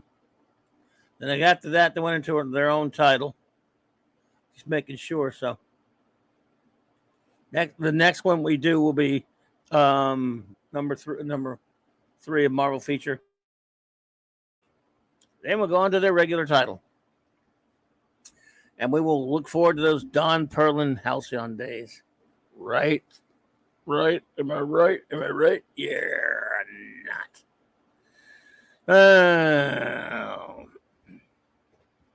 And then, of course, there'll be a mystery DC comic as well. Since that's a Marvel book, we'll balance it out with a DC book. Or why limit ourselves to that? We could do 2 Marvel books. Sean Carter Mars. What's up, buddy? You, Sean and JT, my biggest apologies, dude. Last week, I want to thank everyone, by the way, who was here for Saturday Night Star Trek.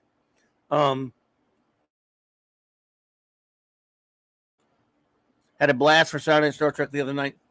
And in my haste and idiocy and stupid ass old man idiocy, both of them have given 2 generous, wonderful super chats.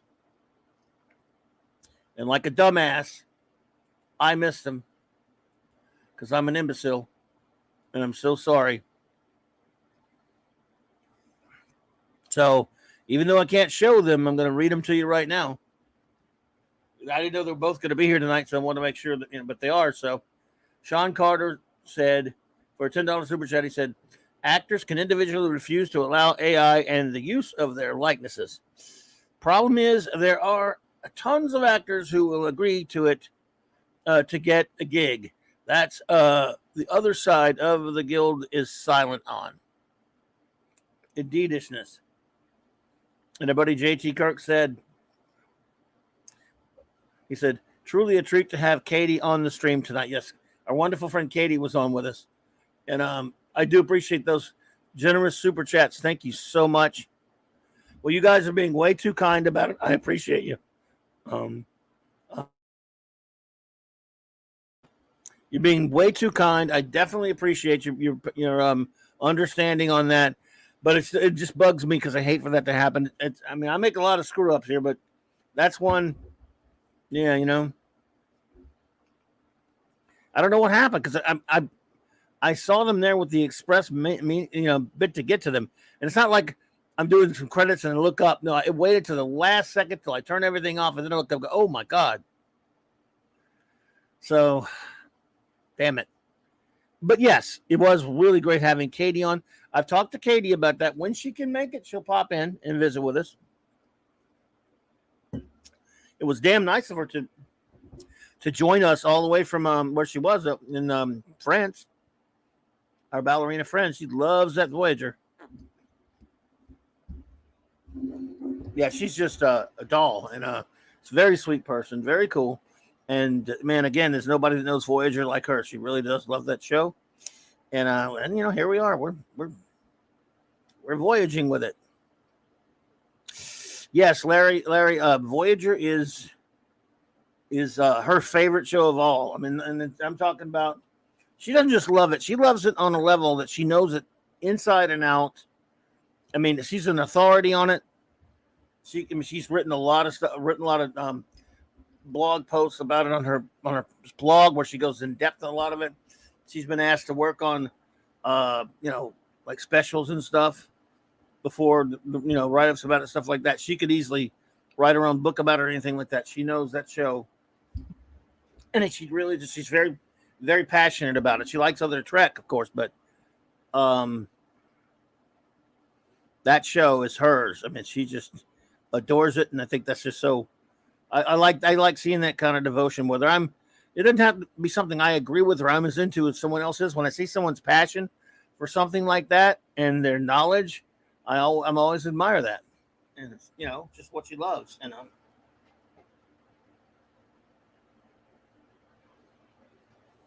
I think it's something special. I think she's special. And 6 hated Voyager. Well, there you go. I wasn't a big Voyager. And Katie, if you're out there, I wasn't the biggest of Voyager fan either, but we're watching it, we're reviewing it, and I like some of it. But again, I prefer the original series. Nothing even comes close. Nothing. The only thing, when it comes to the original series, that's it. That is Star Trek to me. Other things in the Star Trek vernacular that take place before 2005. Some of it I love, some of it I loathe.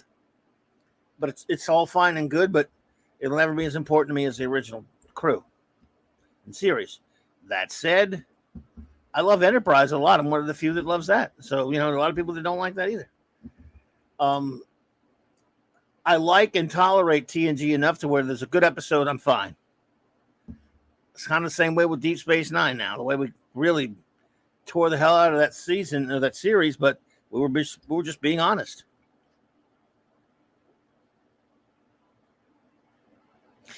And we're going to do that with Voyager. We're going to just be honest.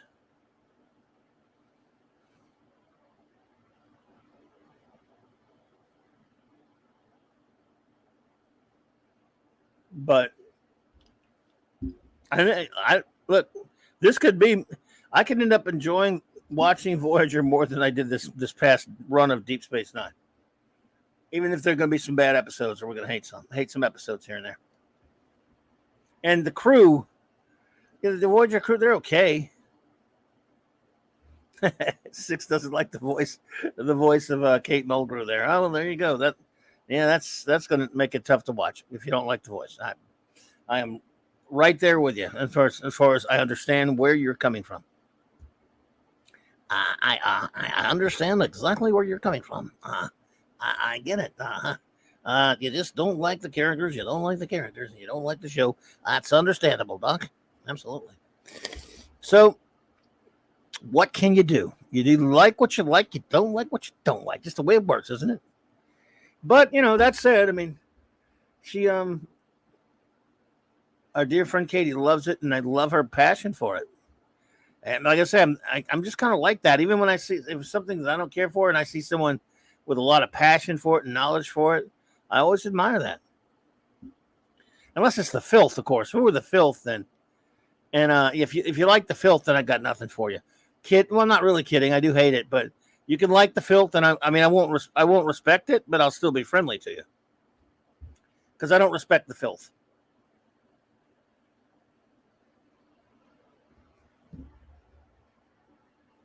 And there's nothing respectable about the filth.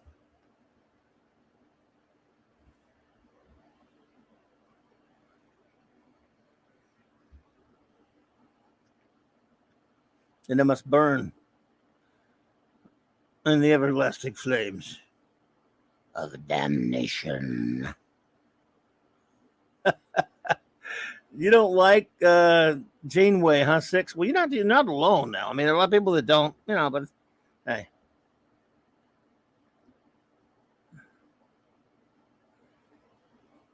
You don't like Mrs. Columbo?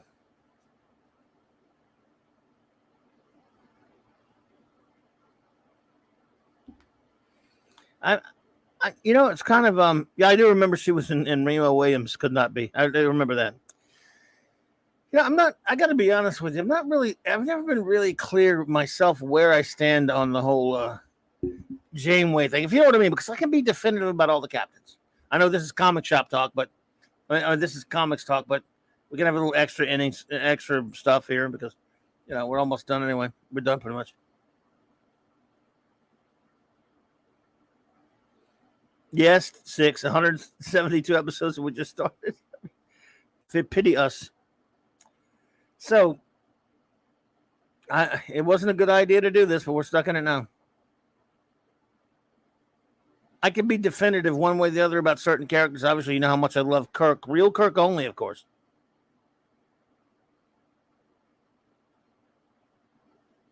True. They have Star Trek comics, so yes, you're right. You're right, JT Kirk. So, I don't have any. I mean, there's no mystery to my. I don't mystify myself in my views about Kirk. When it comes to Picard, they're complicated, but I kind of know where I stand. He's not a particularly well written character most of the time. I know Raquel hates the actor. Well, before he did all this horrible shit to fans with Picard, I liked him enough as Picard on the show. There were times when he was well written and he was fine, and he's a good actor. I think he was a good actor on the show as a human. He's a simpleton and a pea-brain idiot, but I'm fine in a good episode. In other words, in a good episode of TNG, and if he's well written, then I'm fine with Picard. Whereas no matter what Kirk's doing, even in a crappy episode, he's Kirk, and he's the Kirk. I love him. See you in the spring. Will you be here for Enterprise 6? Will you join us for Enterprise at least? I hope. Man, I'm going to miss you. We're not going to see 6 till the spring. But we love you anyway. We miss you no matter what. So, it's just Saturday nights. But I know where I stand on Kirk. I even know where I stand on Picard. I know where I stand on Sisko. I like the actor a lot. I think Commander/Captain Sisko had a lot of great moments and a lot of good stuff, and I like the character and his relationship with his son and all this other stuff. And then they ruined his arc, or they made him do toward the end of the series, he did some horrible things, like the thing he did to the Maquis, and then later, of course, what he, in the horrible seventh season when they turned him into, as Raquel called him, Space Jesus. Sucked what they did to him as a character, and he ends up in hell, which is so bad. Janeway, by the way, I know where I stand on Archer. I absolutely love Captain Jonathan Archer. Love him, and I'm not a Quantum Leap guy, so I didn't think I was even going to like him. I was like, that. Wait, the Quantum Leap guy is going to do a Star Trek show? What the freak? But hey, there you go. So. But with Janeway, I got to admit, it's weird. I watched it. I finally sat through the whole series a few years back. It was the year of the 50th anniversary when I wanted to be able to watch they were about to put out the Filth TV. They already had 3 filthy movies that aren't Star Trek, but then they were about to do, filth shows that weren't Star Trek. So I just I watched it all. I wanted to be able to, before that year ended, I wanted to watch it. And it was a slog, and I went back and forth watching it. I took my time with it. Now I've got to do it. Oh, boy, that makes it so much worse. So anyway, I liked some episodes here and there, and the other ones I don't. I mean, the crew is my least favorite crew. Because here we go. Let's go with crews for a minute before I get back to Janeway. I love the entire crew of the original series, but of course, what really matters is the triumvirate, the Trinity. That's their gold, and then of course you got to love tack Scotty on there and love him. The Trinity plus 4. Nothing against Uhura or Sulu or Chekhov. And I love Uhura, but they could have been, played by anybody, and they weren't used that much. They weren't integral to that series. That's just the way. And they were dealt. Love them though, and they're fine. TNG, like I said, Picard, I could take him or leave him. Sometimes he's written well, and if it's a good episode, fine. Riker, same deal. Data, I really like a lot. Pinocchio's, just something I really like. Brent Spiner. Worf the Klingon teddy bear, as a friend of mine called him. I'm like, all right. I didn't like Cancel Kamito either. Geordi turned out to be fine. After a while, he was okay. Even his friendship with Data was one thing. But so them not really, like I said, wasn't really bouncing off the walls about the characters. I love Barkley, but he wasn't there that much. Billy Crusher, take a reliever. Wesley Crusher's garbage. So again, the crew, I'm like, they're enough to where when there's a good episode, it's fine. But I'm not in love with this crew. And when I'm not in love with a cast, that means the show's not going to be like, for example, Blake Seven, which I love them all, and I love, so it's why it's such a great show. So DS9, Cisco, until later toward the end when they ruined him, great character, loved him. You made a Ferengi actually interesting, even though it was weird. Quark's okay. I liked Odo a lot. I liked Jadzia Dax. I liked Bashir. No, I hated him, but I kind of liked Bashir. Okay. I liked Nerys. I like Kira Nerys. A lot of good characters. It was the show's stories and the soap opera crap that kind of hurt it in some ways, but still pretty good cast. Better than before. But anyway, then you get to, let's go. I'm going to jump ahead to the Enterprise cast. I love them all. I mean, they feel more like original series cast. I love, and you have sort of a mini triumvirate in the sense with Picard, listen to me. Archer, Trip, and T'Pol are almost like the triumvirate there. And they're great. I love Trip. He's my favorite character. Bush Pan Down. Hey there. So I love, and again, I love all of them. Even Travis doesn't get as much to do, but he's a great character. I love Malcolm. Malcolm Reed's a great character. Dr. Flots is a great character. Idiot in real life, great character. And Hoshi. Yeah, but it's a terrific character cast in my opinion. But V'ger, this is more complicated. And I'll say it after I get here. This, thank you for the super chat, Bush Pan Down. You were too kind. My friend, he says, here's to a Defenders and Voyager run. Top 25. There you go. Well, that's excellent. Thank you so much. Defenders and Voyager. Appreciate that, sir. So, start with the captain. She's a good actress. I think she's fine. I never watch. This is the only of the shows where I don't watch it. But I mean, I watch it. She's the captain. Like in that first pilot, I agree with what Chakotay said. When she was about to get them stranded in the Delta Unit quadrant, no matter how Raquel did pick it apart. Nevertheless, when B'Elanna asked, who is she? What right does she have to strand us here, whatever? And even Chakotay said she's the captain, and so that's good. I kind of like the relationship she has with Chakotay. I actually like Chakotay fine. I like the holographic doctor. Paris is okay. I thought he started out a lot better than down the road. I was like, he's all right, though. Not a big Harry Kim guy, but he's not offensive. I don't hate him. I like Tuvok fine. Everyone's fine, except for freaking Neelix. I know everyone hates Cass. I don't even care about Cass. I mean, she's a cute enough girl. Seeing what happened to her later in life.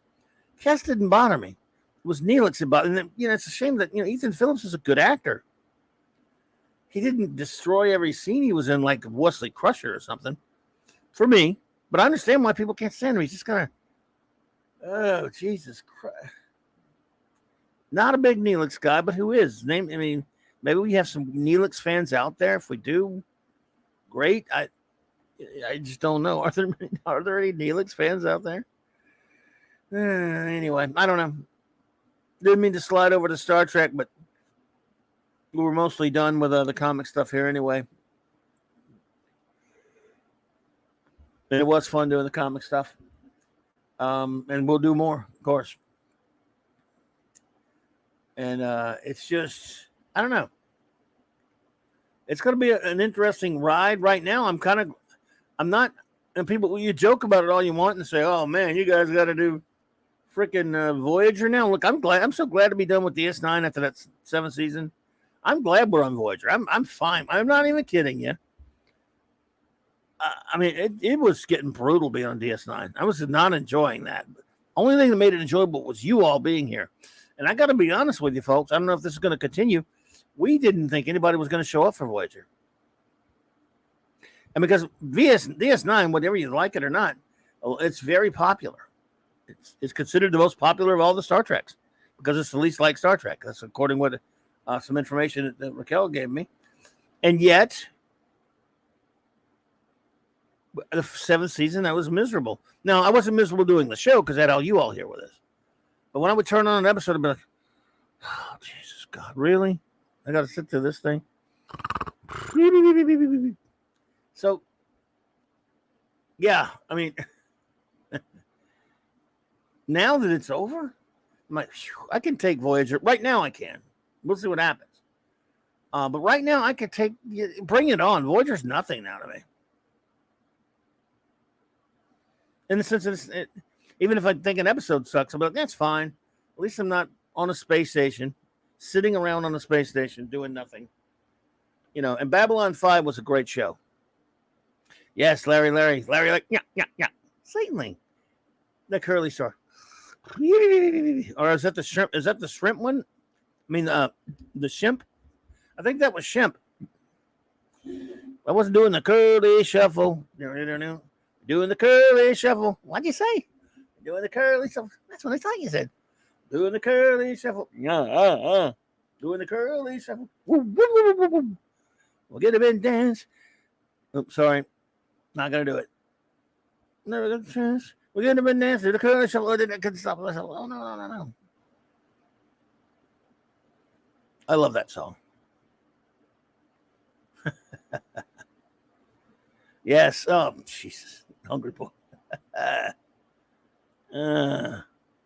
preferred the Vegetable Rebellion and Lost in Space to a lot of the final DS9 apps, Clobby. Yeah, well, no, I got you. 6, B5 is possible. What we're thinking about on Blake 7, I might just do Blake 7 on the Clubhouse. So, because we don't want to wait. Now, I don't know if they want to do it, and I'm going to talk to them because I don't want to put that. I don't want to put that kind of pressure on them. Those two, they do a lot of work. That the course of weeks of them to have to be. We already review a lot of stuff, so them to have to watch something and then have to show up somewhere and review it. For me, it's a little bit different. I can review anything. Blake 7 is probably next, if not The Prisoner, then Blake 7 on the Clubhouse. B5 again. If they're both game to do B5, I would love it. I like Forescape. I only got to see it that one time, but I really enjoyed it. I've not watched all of Sequest, but I like when I finally went and binged Farscape, I enjoyed it. I thought it was really cool. Good show. I don't know. I might do. I'm thinking about all this.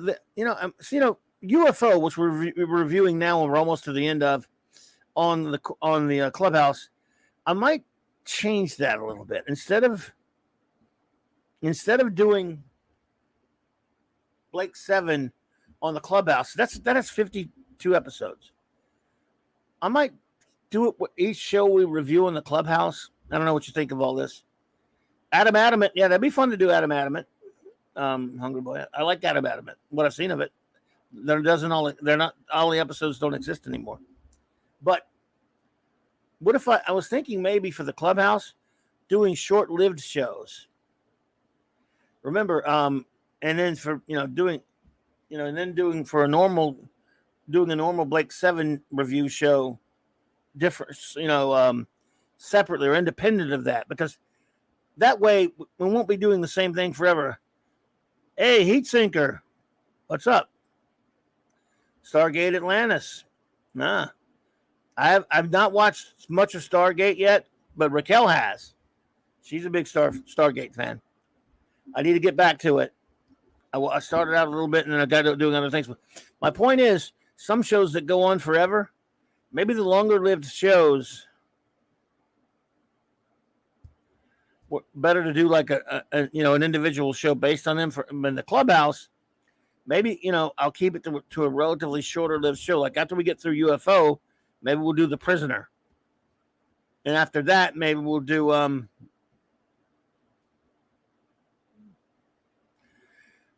something that was short. Something didn't last very long lately. I want to do Red Dwarf one day.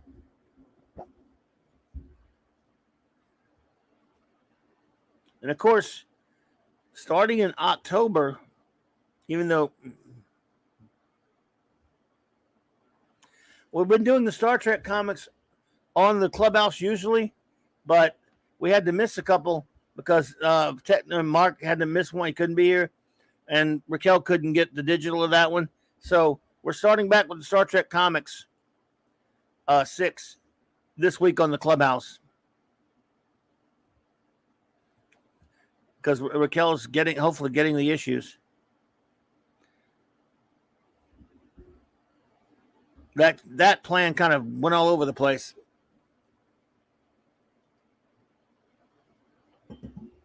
Smeggin L. Do Smeggin Red Smeggin Dwarf.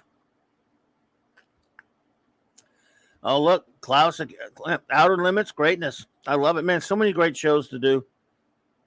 So little time.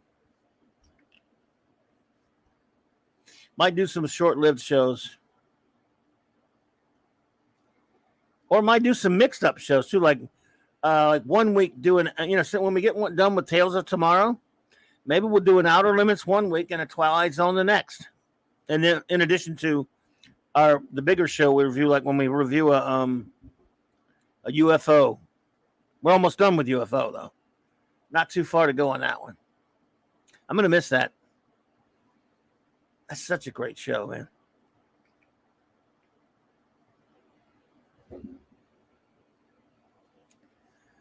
Smeggin' Red Dwarf. I have Red Dwarf's on Tubi. Cool. I've got. It's also in BritBox. I got all the Red Dwarfs just about, except for that last special they did, which was pretty good considering how long they waited on that thing.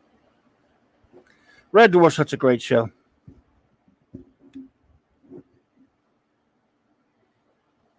Boys from the Dwarf. You smegging smegger. One of my favorite Rimmer quotes. You are a complete and total. The word hasn't been invented of what you are, but you are one, and a complete and total one at that. Hitchhiker's Guide was only 7 episodes. Yes, Wagner, I love the original. Only Hitchhiker's Guide to me is the BBC production, which was based upon the radio show and the album and the books. I don't like any of that other stuff. Earth 2. I didn't see Earth 2, but I know. I think Raquel did those 6. She's talked about that.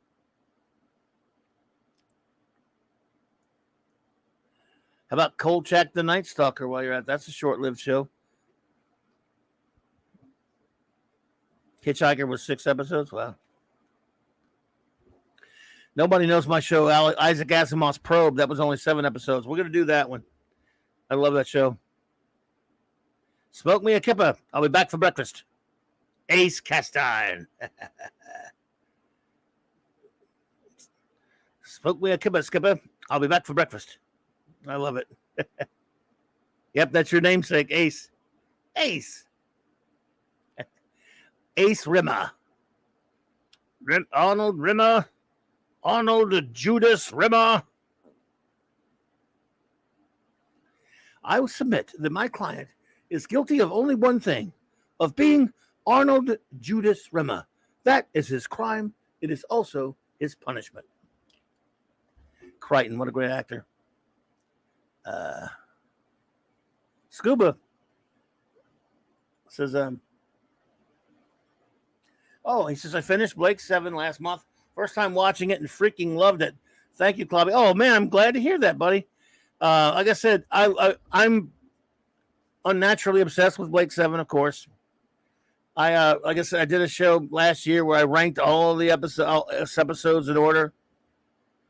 I just had loads of fun, and I'm glad you enjoyed it, buddy. Raquel, has watched it now, and so has Mark. And there's no way that they, the way I blow that show up, that I expect anyone ever to like it as much as I do. But Avon Lives.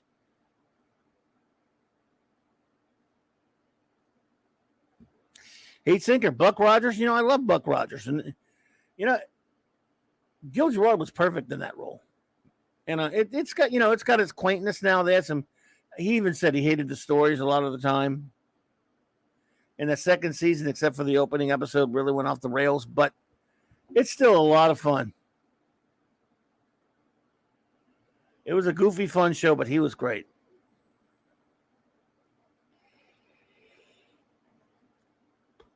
Yep, Buck Rogers, cool stuff. It's a shame we didn't get more seasons of that. Damn it. Just how cool would it be if we'd gotten at least like 3 seasons of Buck Rogers and the original Battlestar Galactica? No bloody 1980. They came close to making a second season of Galactica. They were going to cut the budget back and try to bring in some science fiction writers. That's what they said.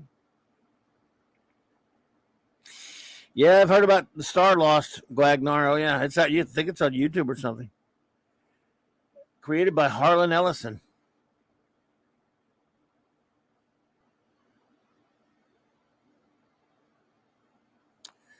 Yes, sir, Bob. I miss my Briscoe County's Junior. I miss my Miss Firefly.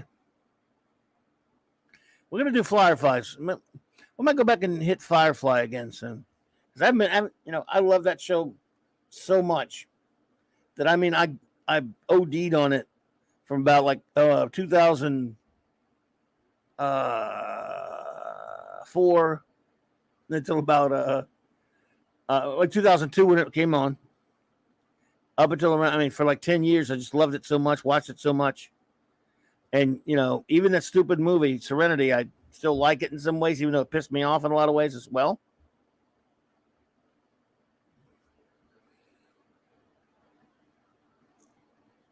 So, love that show. Which one, 6? You mean Firefly? And, I have not watched Firefly in about 10 or 12 years now. And I can still quote him. I watched him so much, but I always wanted to let him stew for a while before I go back and watch. I've got all the different sets and everything, as far as like the box sets and all that stuff. Even the original box set that came out. I have a cast picture that I'm only missing like 2 or 3 cast members. Oh, there you go. My Firefly cast pictures. I got all kind of pictures. I got a bunch of signatures at Dragon Con. Yeah, I'm missing some, of course. But I did get Ron Glass, the only member of the crew that's passed away, no longer with us. And I mean, it's such a great show. That's one of the biggest missed opportunities. Let's see. Kirk says, I'm watching through the original BSG's 1978 for the first time. I think it's great. I also love 2004 version. I think there's room for both in that IP. Most people do love that one. I can't get into the remake thing, but a lot of people love it. Hey, Oliver Belamonte. But good to see you, buddy. But a lot of people, are into it, and I think that's fine. But I love the original show. Starbuck will always be a man to me. Sorry. Sexist that way, I guess. Yes, could not be reached for further comment. Briscoe County was a great show. I mean, that's a show. Every 2-3 years, I try to hold back so it can feel at least a little fresh, and then I wait, and then I just binge it. I can't help it myself. I watch them all over again. The Adventures of Briscoe County Jr. is one of the greatest shows ever. Wagner, I remember Tales of the Gold Monkey. It was all right. Remember Bring 'Em Back Alive? Yeah. No one knows Isaac Asimov's Probe, though, right? None of you ever heard of it, right? Tell me one of you have heard of it and seen it. It's, again, the show that only I love, that only I own. Oliver. He says, Manimal, Starman, Street Hawk, The Phoenix, Misfits of Cheyenne, Alien Nation, Voyagers, and V are good, short-lived 80s shows that we can talk about. Well, I'll put you like this. Manimal, that was a rough one there. It was kind of silly, but, a lot of those shows were. You forgot Automan, by the way. What's wrong with you? No, just kidding. Starman, I didn't watch it much. It was based on the movie by John Carpenter. 6, I'm not sure. I think BritBox is like, I want to say it's like 6 $5-6 a month, but I could be wrong. I have we get it through Amazon, so I'm not 100% sure, but I could check. The Phoenix, I watched a little bit of that. Judson Scott from Wrath of Khan. Couldn't stand Misfits of Science. Didn't watch Alienation, but I hear a lot of people like it. It's good. Didn't like Voyagers much myself. John Eric Hexum, rest of soul. I love the V movies. I just watched. Tubi has had anyway the V regular TV series that lasted 19 episodes. I watched it and it was weird because I'd never watched it before. About a year ago, I watched them. It was interesting to watch, but man, it was a mess. A mess. They didn't know what they were doing. $7 says Scuba. Okay. For BritBox. Gotcha. Let's see here.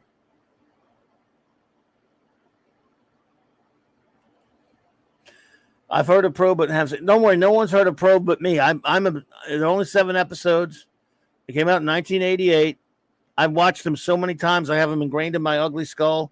I could quote them backwards and forwards. I love the movie. I even got to meet the star of the show, Parker Stevenson. He was a great guy. And it's called Isaac Asimov's Probe, and it was a great show, in my opinion, anyway. But no one else has ever remembers it, hears about it, or heard about it, or cares about it but me. And they're even on YouTube because you can't get them on DVD. They don't have great copies floating around out there. I've got my old-ass copies. They're going to wear out soon.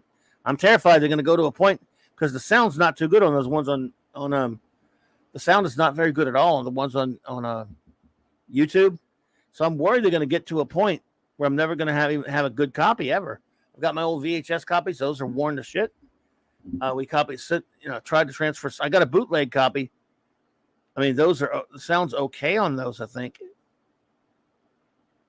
Man, I mean, stupid ass Universal. They put everything on DVD, but not that.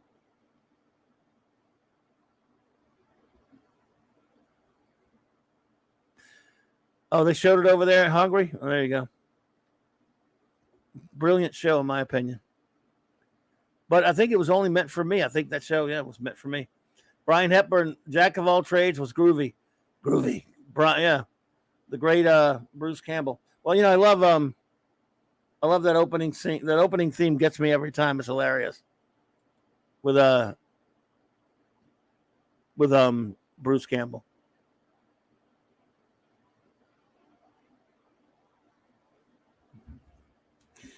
But yeah, BritBox. BritBox is pretty good. It's got all of real Doctor Who. It's got Red Dwarf and The Prisoner and Blake Seven, and of course Blackadder. Bit of Fry and Laurie. I mean, it's got a lot of the best British stuff on there. So it's pretty cool. I remember Otherworld, Heat Sinker. No one else. Man, that's so obscure, dude. No one's gonna remember Otherworld. Wasn't Mark Lennard on that show? How about Fantastic Journey? We're gonna get into some esoteric TV right there. Fantastic. I mean, remember Beyond Westworld? No, not that new show. From 1980 or 81, whatever, Beyond Westworld. 6, there you go. Free trial, there you go. Give it a shot. You never know. I don't know if Python's on there or not. It might be. I have an old ass DVD box set of Monty Python when they first started coming out with those sets. It was not cheap. Remember Otherworld, Wagner? Wow.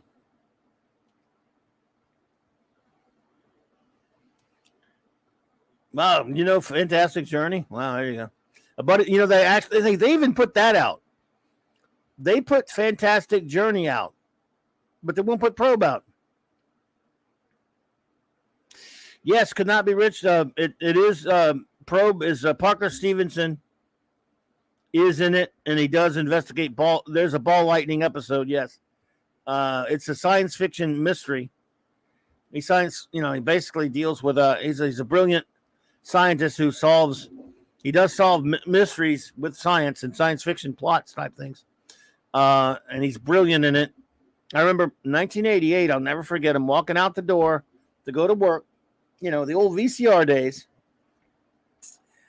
And I keep seeing this commercial for Isaac Asimov's Probe, but it's got the the Hardy Boy guy in it, Parker Stevenson. So I'm like, the Hardy Boys guy? Ugh, come on.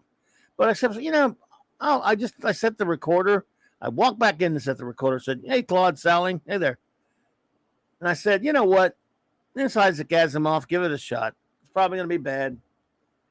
Well, I watched the pilot and just fell in love with it then and loved all 7 episodes, including the pilot, 7. And then it was gone. That was right when I was opening my comic shop, 1988. I'd already worked in comic shops. I'd run comic shops, mind you, but that was when I was opening my own. And it was a crazy time back in, but that show, I just loved it.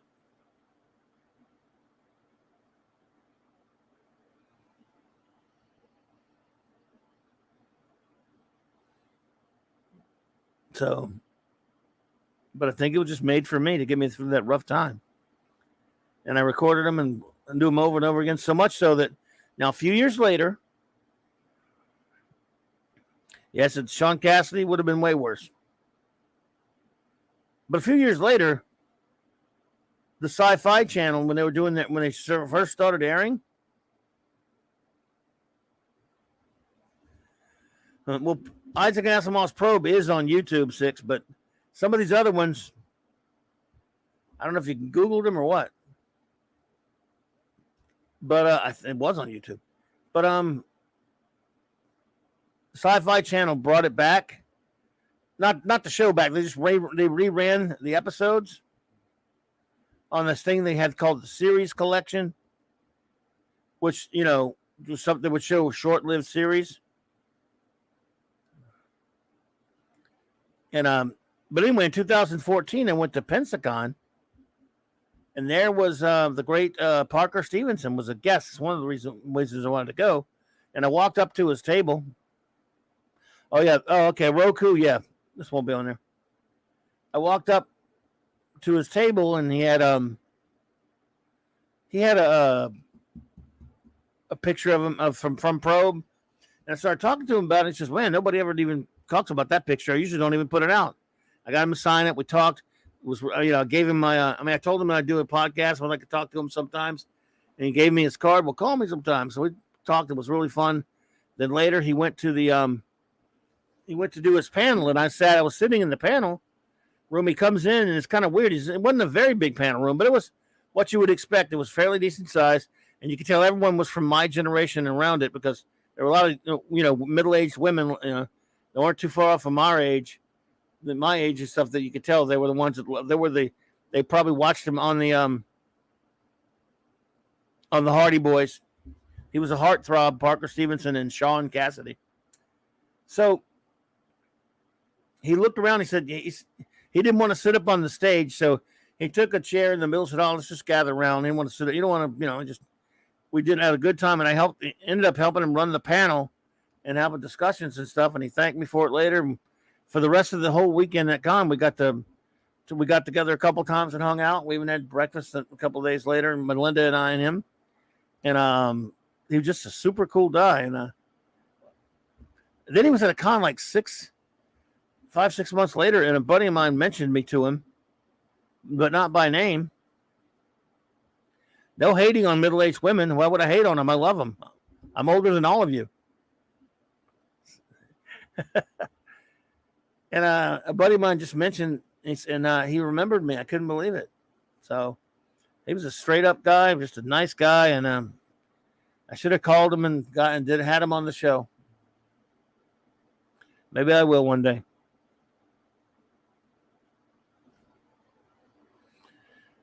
I don't have rings. I have belts.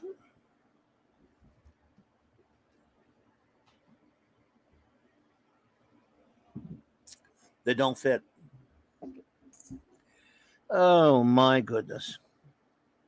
What am I doing here, man? I'm just talking to my friends here. That's what I'm doing. I mean, there's nothing going on. I'm not handling the topic anymore, not even talking about comics. Violating my own rules. What the hell is this all about?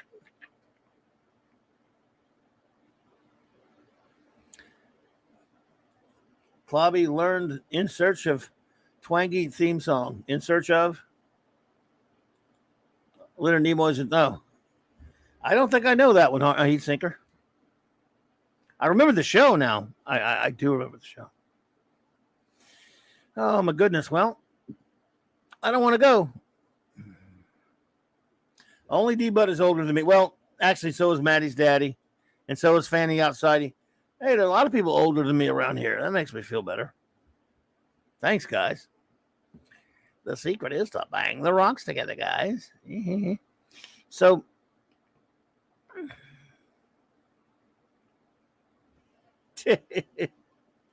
yeah, an Avon comic by Brian Boland. I'm in. Sold.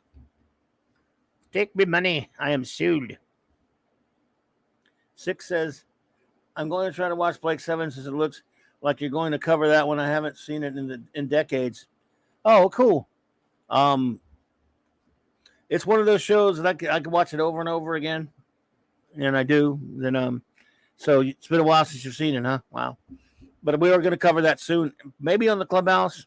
I'm not sure yet, but it's coming, and I can't wait. I cannot wait. Gives me an excuse to watch it again. Because Avon lives. And long live the Legion. Bum, bum, bum, bum, bum. I once. Well, yeah. That's just stands to reason. Anything drawn by Brian Boland. Yeah, I mean, Sure. Oh, dear, oh, dear. Well, I don't want to, but I guess I better start getting this out of here, right?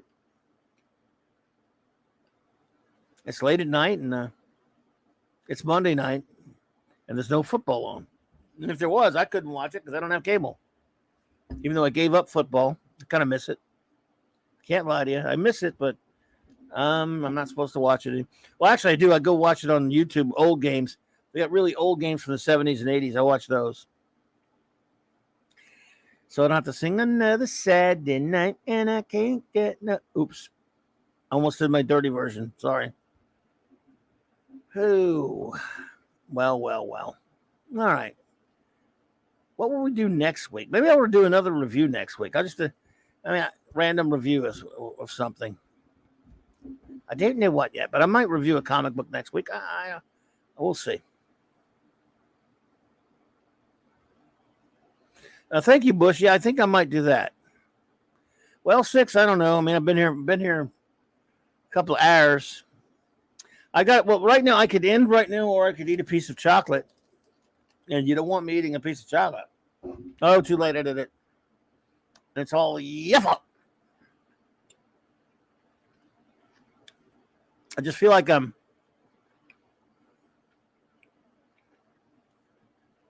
betraying my my audience on a show about comics, not talking enough about comics. Know what I mean?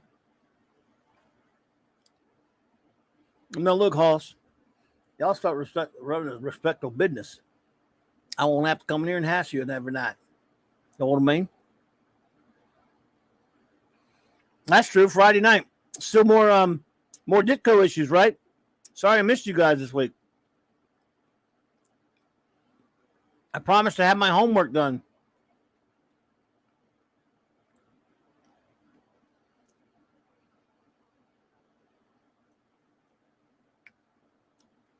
So talk about comics. Listen, Miss Six Smarty Pants, talk about comics. Okay, I will. Challenge accepted. Let's see here. Comics. What do comics mean to me?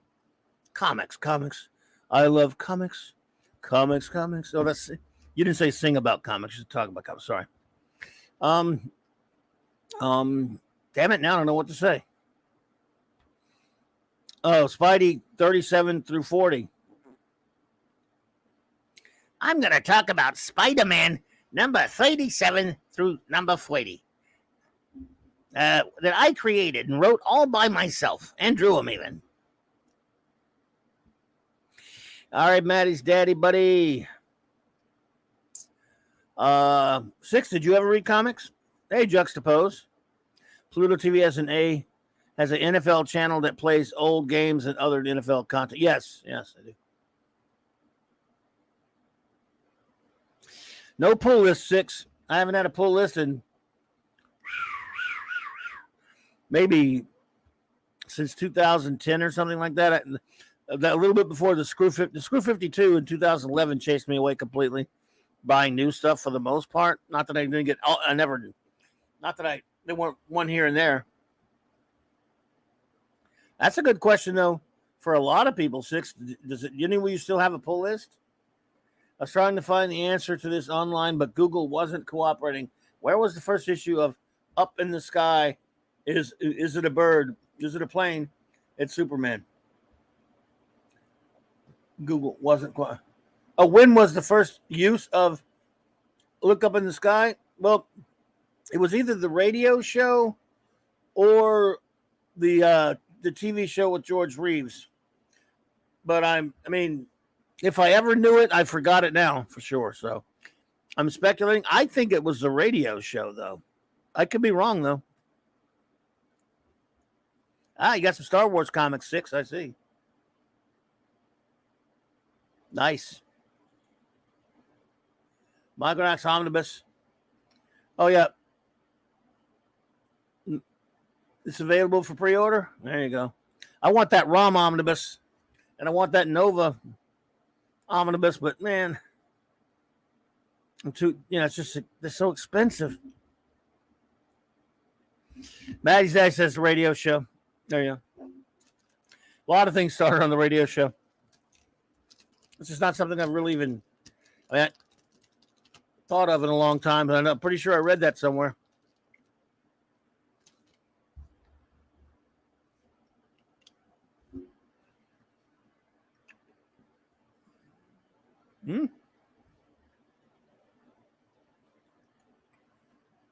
A Comic-Con with real comics in San Diego? That's where it started out that way.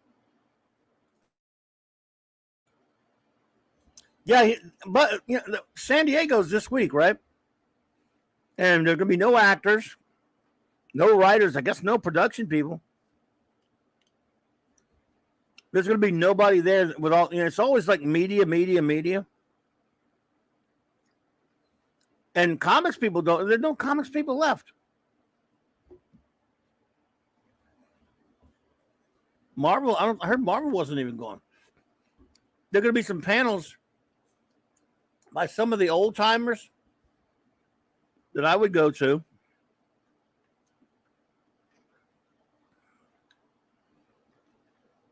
I'm sure it's still going to be crowded.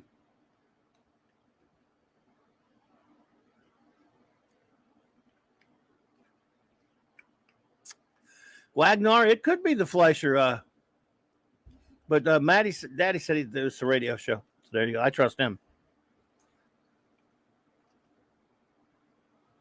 I've never been to San Diego Comic-Con. Wagner says, I'm happy that I got to go to San Diego Comic-Con before it got overrun by Hollywood. Yeah, oh my God. Look, I would love to have gone in the 80s. Oh my God. Even in the 90s. Even in the early aughts at least. Because a lot of the big names were still alive. D. Bud Martin hasn't read a new comic in 23 years. Waggle nuts. Well, I think you should keep that streak going alive. Anyone here have a folder, a pull list? I'll never need one again. I was thinking about buying that new Conan comic by Titan. But I just don't, again, it's something like, oh, that looks cool. I like to pick that up. Then I don't even think about it. I think it may have come out this week or next week. I might grab it, but I don't really care. I mean, if I miss it, I'll be like, oh, well, that's good. And then I got a buddy of mine jumped my shit over that because he's a big Conan fanatic. And all I said was, "So you gonna get that? You gonna get that new Conan comic by Titan?" No, screw Titan. They never finish anything they start. They're gonna publish for a while. Then they're gonna get picked. They're gonna get bored with it. They're gonna stop coming out with it. I said, whoa. And they did. They did it. They've done that to some Dan Dare collections they were putting out. They've done that with a lot of stuff, even Judge Dredd. But they say they're gonna put out stuff and then they don't do it. Wow, 6 canceled the pull list in 2020. Wow, okay. Wow, there you go. Indeed. Wow, my goodness. Haven't bothered with Marvel DC for about 20 years since Pushpan down. I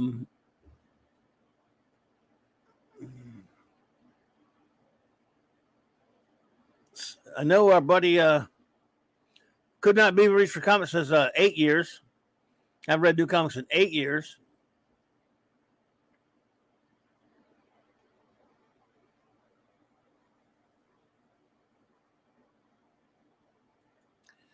The Titan comic does look good. The artist is channeling Buscema big time. He is. I might grab it. You know, what the hell.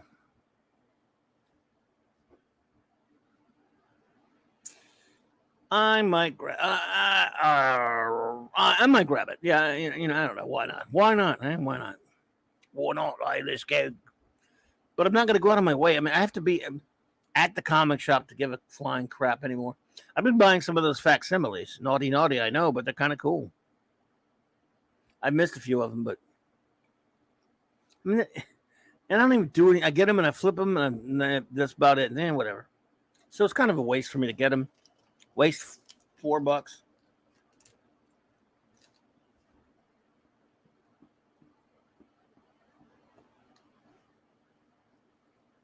I'll tell you what, they did me a favor by making comics garbage,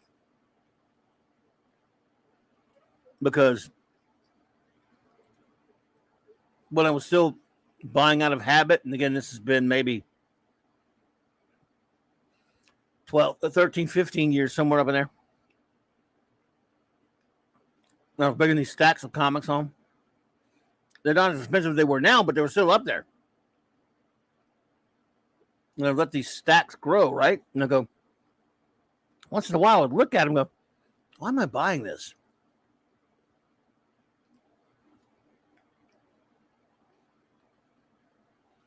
What? I'm not even reading some of this crap.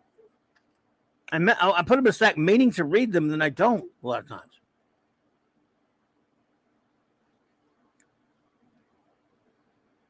But, oh well.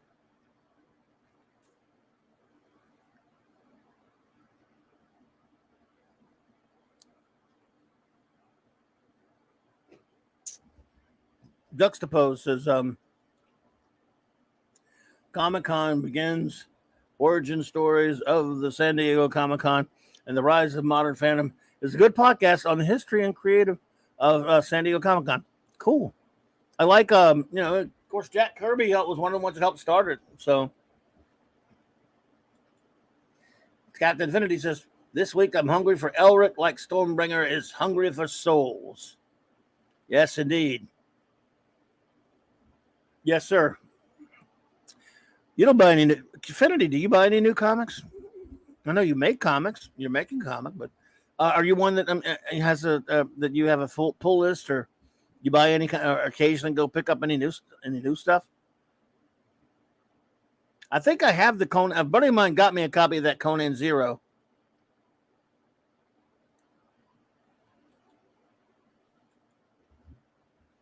Thank you, though, D-Bud.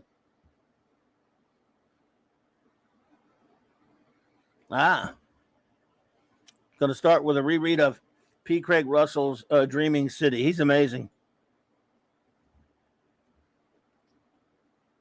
That's great stuff there. Oh, God. P. Craig Russell. Incredible. Incredible artist. Yeah. Trying to think. 11 years, says Common. Could not be reached for further comment. Wow. Well, that's why I like to tease our buddy Mark D when he's here, because he buys current stuff. Juxtapose. Cool. Kirby is on that podcast. They play clips of him speaking out about it. Okay, nice. Yeah, he helped start that con. I've never been to San Diego. I mean, like I said, I went to Dragon Con forever for a while, you know, but been to Dallas Fantasy Fair a few times. One year in the late 80s, maybe early 90s, they in New Orleans, they actually had World Science Fiction Con here, the big one, the biggie. Remember when that was something, the World Science Fiction Con thingy? And we got to go to the Hugo Awards. And they had these, man, you talk about some snots, man, some snotty. Watchmen had been out for a while as a trade paperback. Well, the Watchmen trade paperback had been nominated for best nonfiction because they didn't have a category for a comic book of any kind. Of course, you know what a huge Watchmen fan I am and was back then. So we went to the center to see if Watchmen got it, and these jackasses, the jackass reading the giving out the award didn't know what Watchmen was, and a couple of wienerheads sitting in front of us didn't know what is that. I think is that a comic book? What I mean, they didn't know what it was. I'm like, what a bunch of snobs! I mean, they're science fiction. They're the ones that they were so smarmy and anti. You know, they hated science fiction movies, but only books. Because I've known people that only read science fiction books, and they won't watch a science fiction movie. Now, I love a science fiction book, but there's some good science fiction movies, obviously. Don't be a freaking snob. He said, and one of them was I remember this idiot was on stage disparaging science fiction movies, and he's saying, if you want pictures with your science fiction that much, I suggest you watch an episode of Lost in Space. Eat it. You punk. Yeah, shut up. What a wiener whack, huh? So anyway, what are you gonna do? But those were some times, weren't they? Yeah. Oh, no buttered scones for me, mother. I'm off to play the grand piano. Jackass. Wag says, I met so many pros of San Diego. Kirby, Lynn Wein, Joe Kubert, Mobius, sorry. And I'm sorry, Clobby, but also Stanley. Well, you know, I've walked by Stanley's table a few times and didn't say anything.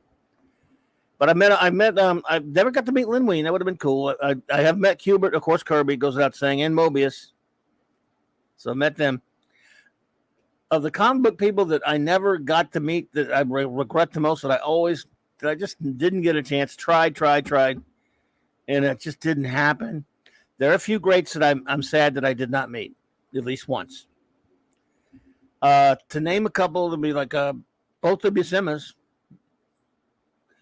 JT, take it easy, buddy. Both of Buscema's. Kurt Swan. I mean,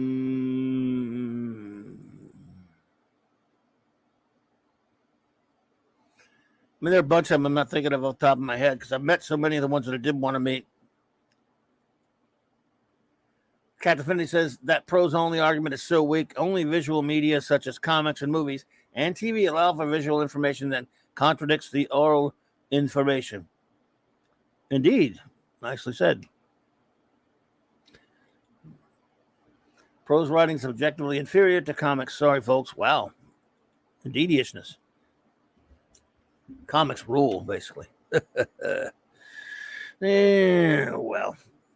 I guess I'm going to start moseying on out of here, folks, as much as I don't want to. It's time to let you all get out of here. But really just fantastic you hanging out with me. I could do this all day, all night. We could just hang out here. But then you'd have to come in and hang out with me. But, I guess I got to try to sleep sometime.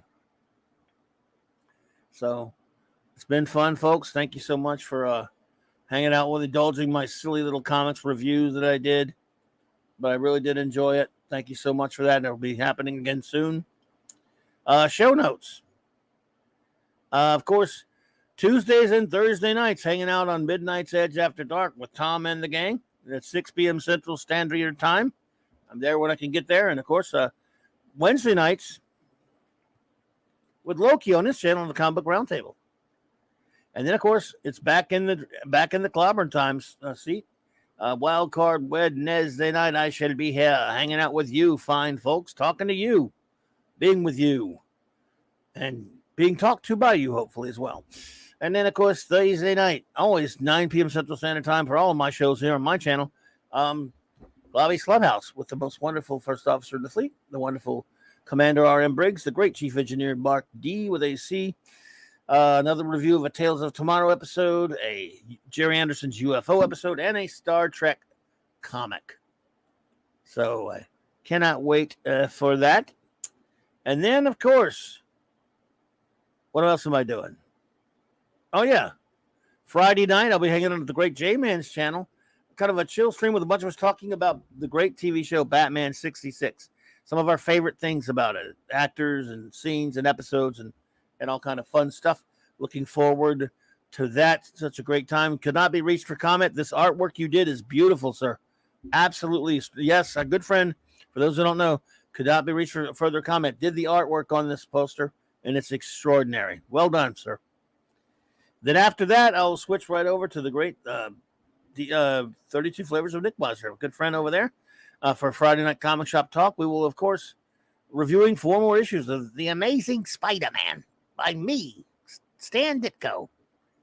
So that will be fun for that. And then, of course, Saturday night Star Trek back here on the Clobberin Times channel, reviewing all the real Trek, starting with 4 episodes of the season 1 of Star Trek Voyager with my wonderful first officer, RAQUEL BRIGGS. And then, of course, Sunday night, the Geekery returns. The great chief engineer himself, Mark D with a C, is back in town. He'll be back in town, and they will be geeking out 10 p.m. Eastern Standard Time. And then, of course, more Legion reviews on J-Man's channel next Monday night. And next Monday night, I'll be right here again. Now to shout out my wrenches, of course, the great Eric K., the Bronze Wrencher, the Vindicator Wrench of the North, Chris Persia, D. Bud Martin, the Wrench of Iron. Thank you, buddy.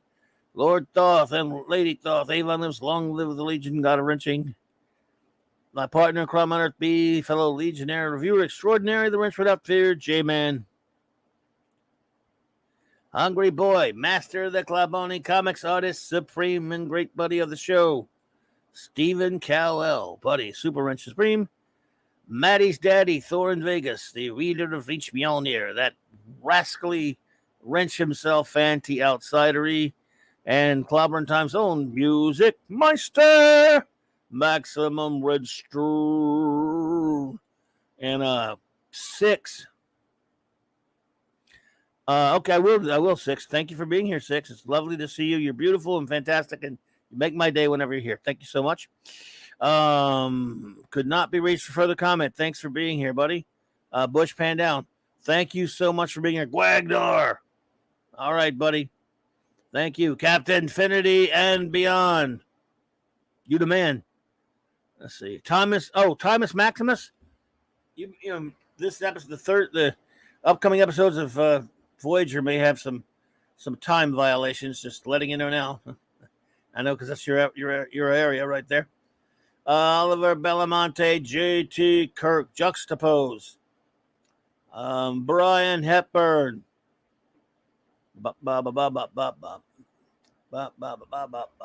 Takes me a second to find someone else. Oh, Ravenscroft, of course. Sorry. Takes me a while to get to names that I haven't said yet, so sorry. Hate Seeker. Thank you for being here. Claude Saling, my friend. Let's see here. Scuba Pete, buddy. All right, man. Larry. Man, this thing jumps on you. I don't miss anybody. Oliver Belamonte, in case I didn't say you. Maybe I said you twice. I don't know. You're worth it, though.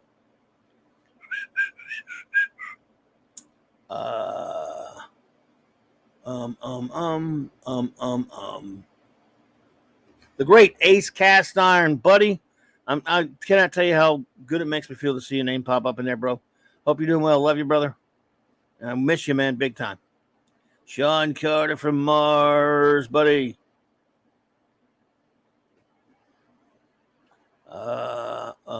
A ba ba ba ba ba ba ba ba. All right, Dave C. Takes a while to get to him. Takes a while to get to him. Takes a while to get to him. Boom, boom, boom. Wow. What a rocking chat, man. Dad Man Walking and the Dad Man Clan. Thank you, buddy, for being here. Good to see you.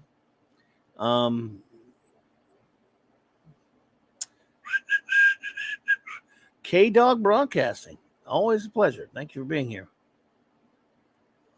All right. What a cool night talking comics. Picasso. Almost there. Stay on target. Almost there. You're too close. Well, Tyree, watch Huss. It came from right behind. I think you know what I'm talking about, don't you? I'll say maybe I got everybody now. I'm gonna go way on a limb and say Mark versus Seth. Yes, told you I didn't have everybody. Didn't listen to me though, did you? You thought I had everybody? You thought I had it all wrapped up? Cam's crushed. Comes a camming. So there you go. Now Cardinal Sin. What's up, Gil? Thank you, Gil, for being here tonight with us. See, there were a few other people here, a few stragglers here and there. Pat S. Buddy. See, the great Pat S. was here. Penny was here, the lovely Penny. Thank you, Penny.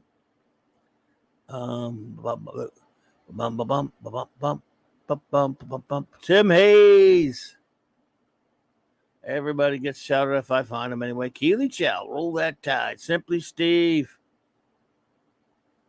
No, okay. I'm sure I got them all now. I'm going to go way more Muslim on gold. See, I didn't have them all. Nobody listens to me, especially me. Skeletor.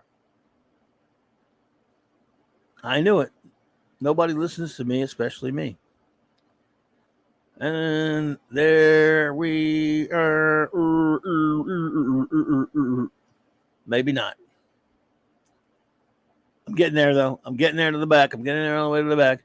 I think I got everybody. I think I got everybody.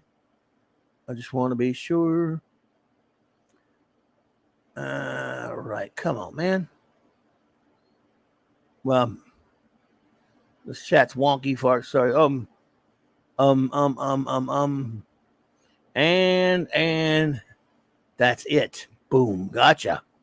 Boom shakalaka laka. Boom shakalaka laka. Boom shakalaka laka laka. Oh, and then we got a surprise last minute visitor, the great Ezra Goldstein. Shalom, my friend. Oh, Torborg the robot. There you go. It's like the last minute in the restaurant at the end of the universe with the mighty Zarquant showing up at the last moment. Oh, mighty Zarquant. All right, so good night, everybody. Thank you so much for being here with us tonight.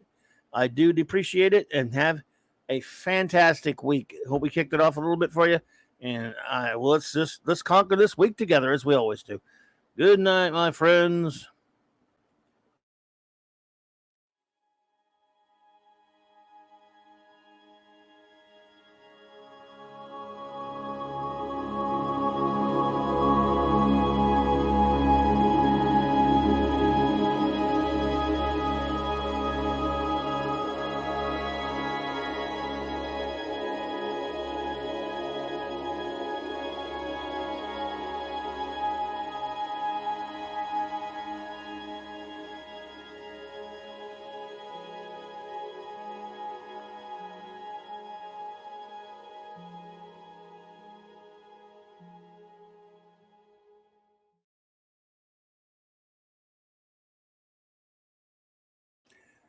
Big shout out to everyone lurking out there. Thank you. And thank you for those watching on a download or a replay. It means the world to us. Thank you so much. And to everyone else, Get those nerds!